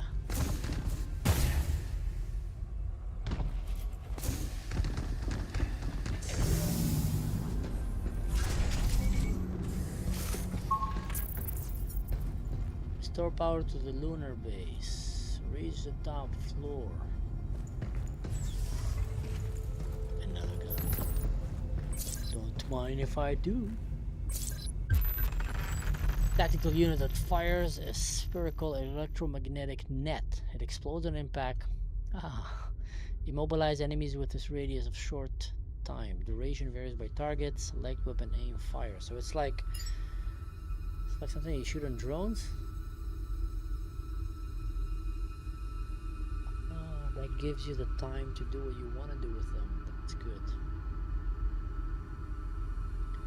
Wait, how did he do it? Did he go around it?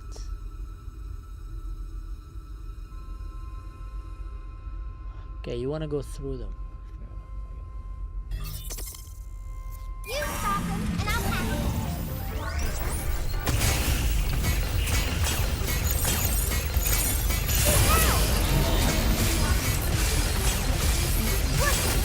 Step off!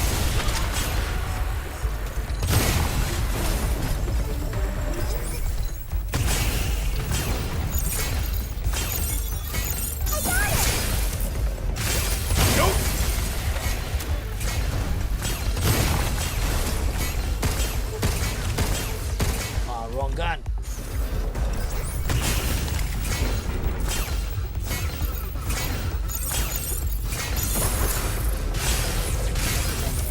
This one. Why you giving me the wrong gun, man? Shoot it first, please, you.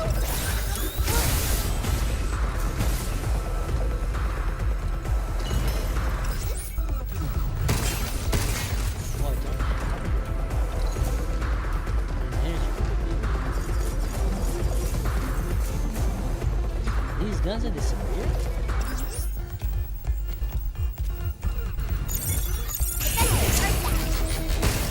Got him!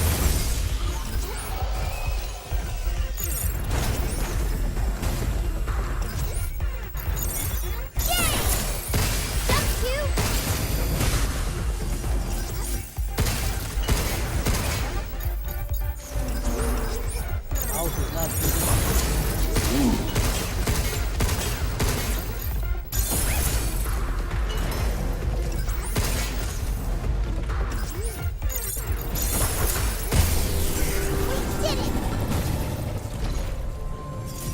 What the heck's going on with the bots here? They all gone haywire or what? I don't think they normally attack humans. Yeah, well... we better get in contact with her before it's too late.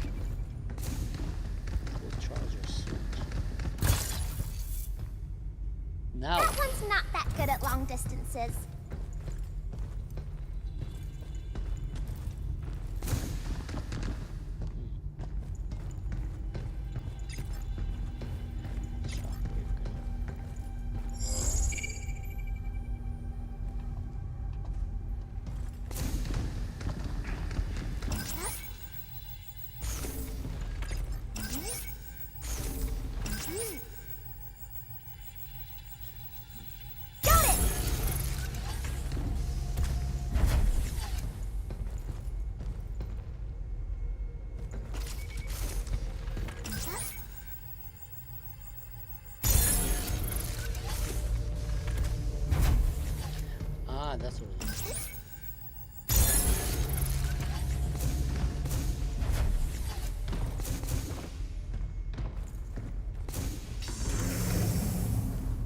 get used to the controllers.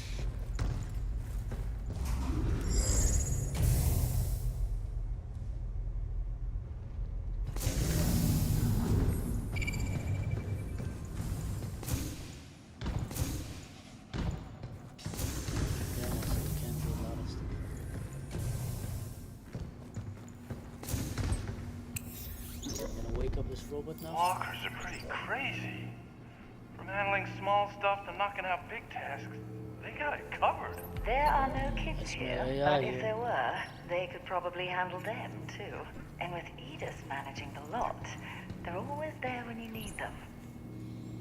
Man, what should we do?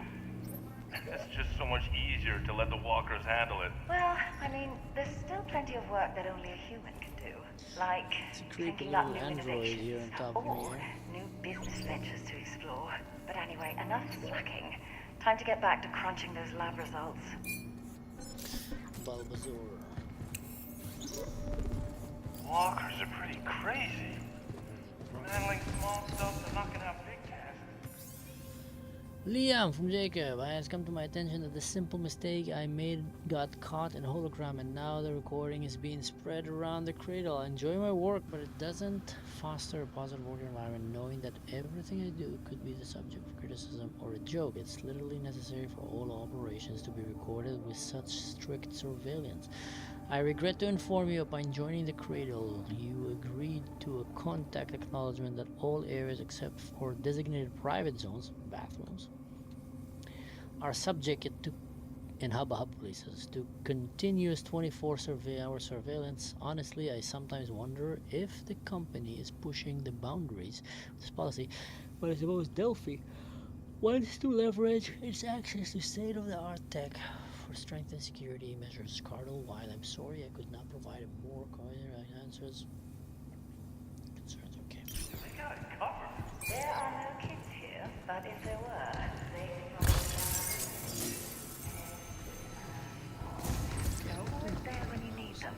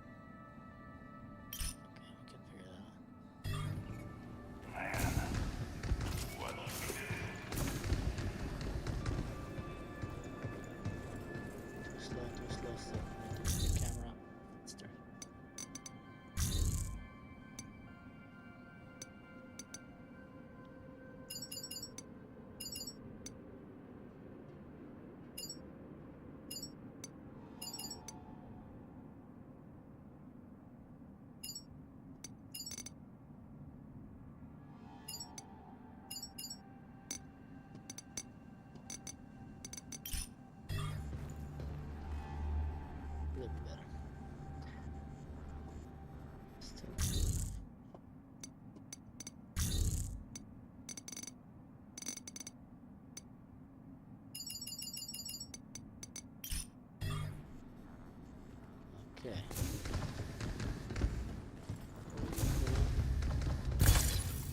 Ooh. You can use that to make bots stop moving.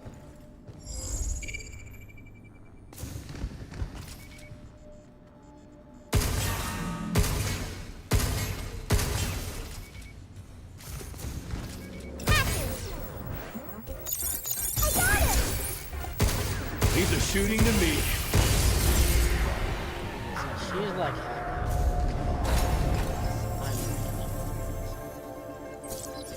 We can use this to hit harder and beat things faster.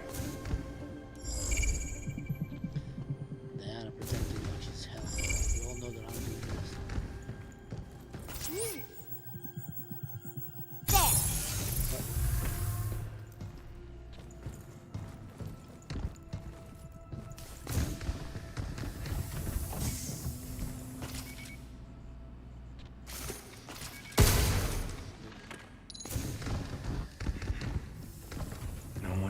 either. Damn. I gotta hurry and contact Earth.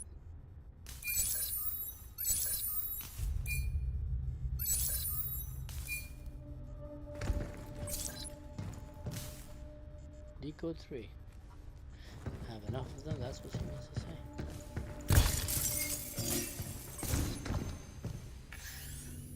The key to living in the moon is advancing research and development was ensuring access to stable power supply. It's fair to say that all the advanced systems in place, our solar power plant, have been backbone for supporting Delphi's development and expansion of the cradle. Delphi Corporation, so Delphi, it's like Skynet.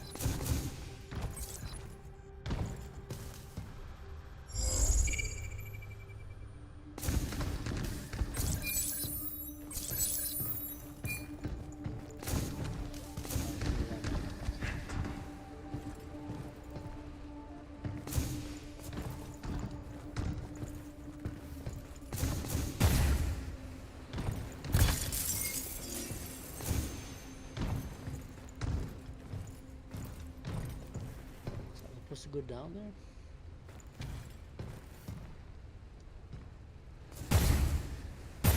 I hope dropping down here somehow leads us back up to the top floor.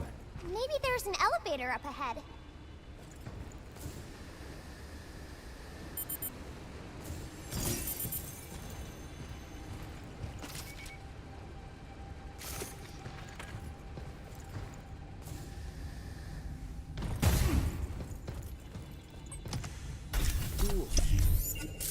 That's a lot of limb.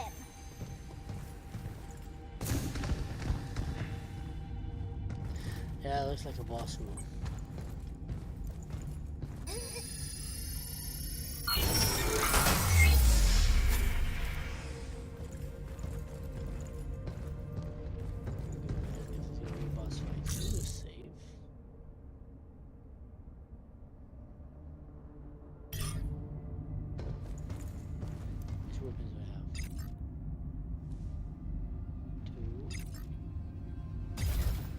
Static net, okay.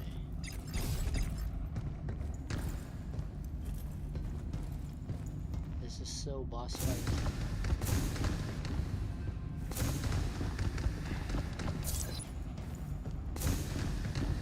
Yeah, if you got all the weapons here, it's such a boss fight.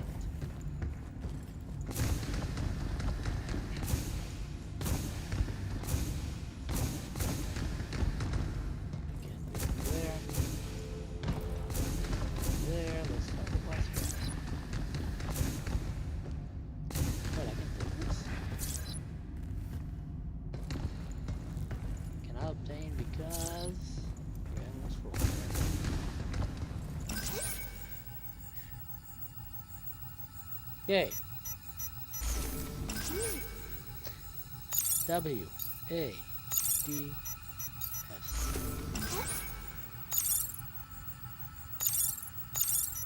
Got it.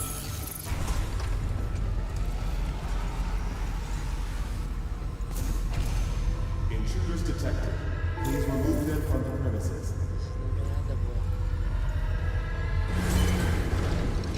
Something's aiming at us. Look, look. Shoot out. Get ready. Look at how much targeting is.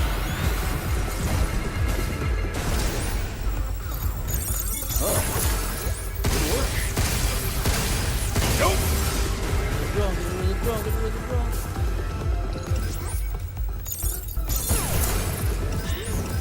Yeah, let's use this. Yes, that's that.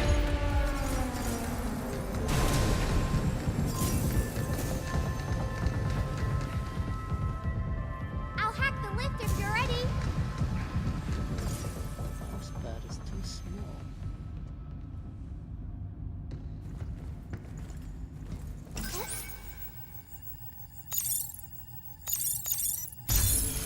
Are we there yet? Not sure. Starting to feel a bit lost.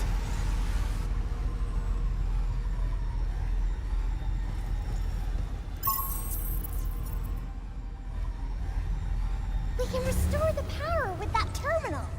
Oh, finally. Seriously.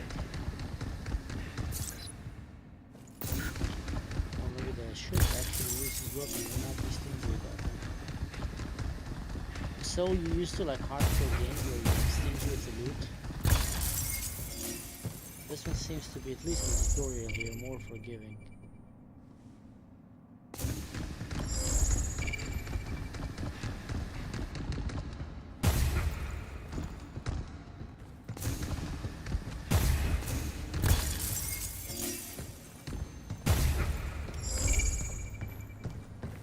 Okay. Let's get owned by the boss.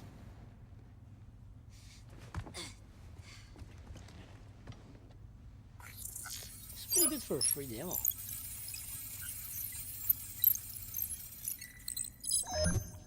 Lockdown disengaged. Reconnecting primary power. Energy levels at 30%. 40%. 50%. 60%. Warning. Unauthorized access detected. Severing primary connection. This is Edith. Unregistered guests are forbidden from this area. Initializing sector guard protocol. Scanning. Targets identified. Neutralizing threats. It sucks when you suddenly neutralize us? Looks like we're gonna have to fight our way through. Get ready. How the heck do we fight this? Any idea what the hell this is? Never seen it before. No, it's not one of your rock buddies? Then I guess we can just go in blasting. Initiate.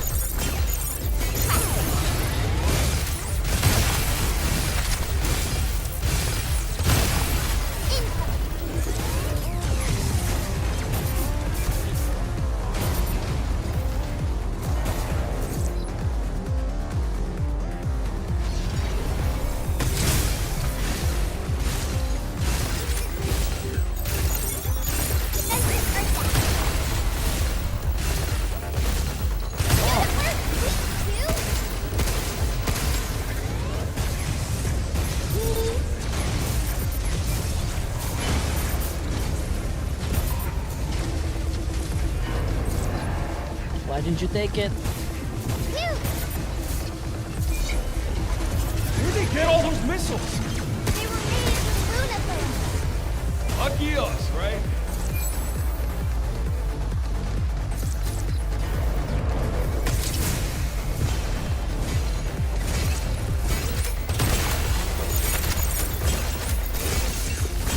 This mouse pad is killing me. Oh, good work. Stay away from the red circle. Try.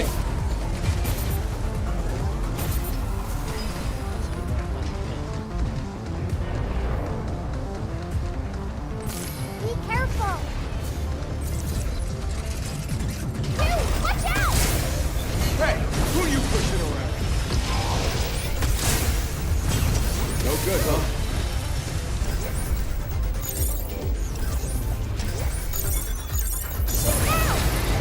How do you like this? Close in on it. Now's the chance. Unleash a critical shot card to fall down attack when near down the enemy. Press near down the enemy. Okay. Take this!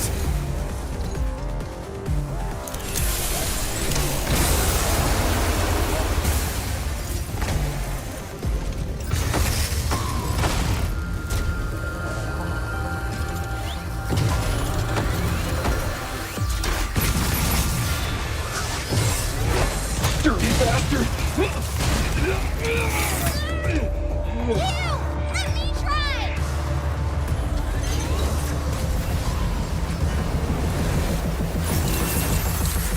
Overdrive protocol initiate. Whoa. Just went through Mundo.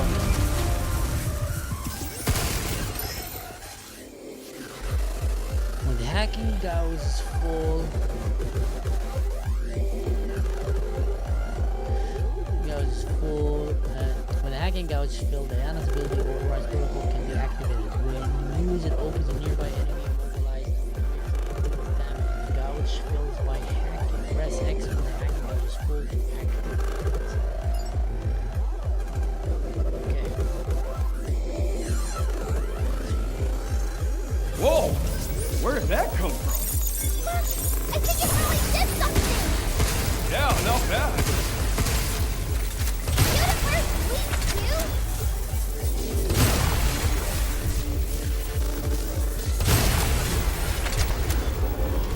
And you! Close in on it! Now's the fast! Take this! Getting the hang of the game, getting the hang of the game.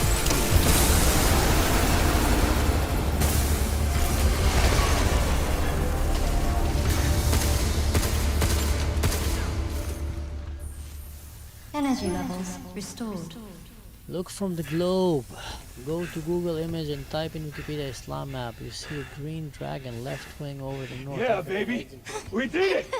It's the dragon nations in Arabia. Huh? This is how we say, good job!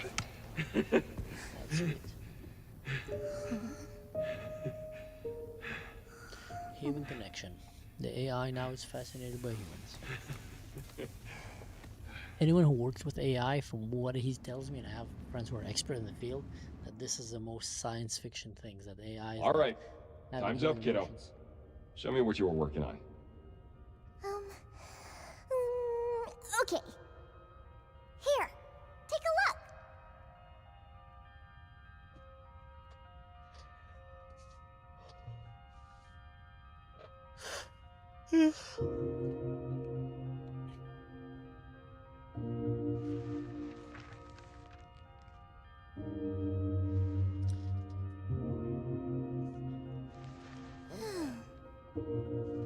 She just made me a drawing?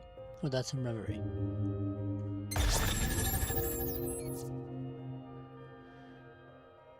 New record. Ah, okay. Well, I'm the first one who played it, but yeah. I mean, first time I played here. Get the full game here. I think I'm definitely getting the full game. I think I'm definitely gonna get the full game. That proved to be worth it. That was really nice. Looks like a nice game to pass your time in. New outfit scribble suits unlocked. Change your outfit from outfit options. Okay. New ability fast moves unlocked. Dodge just before an enemy attacks to briefly slow time and create an opening. New weapons. Charge piercers and hacking nod. Multi-hack unlocked. Available for use once you find them in the game. Cool. Outfit.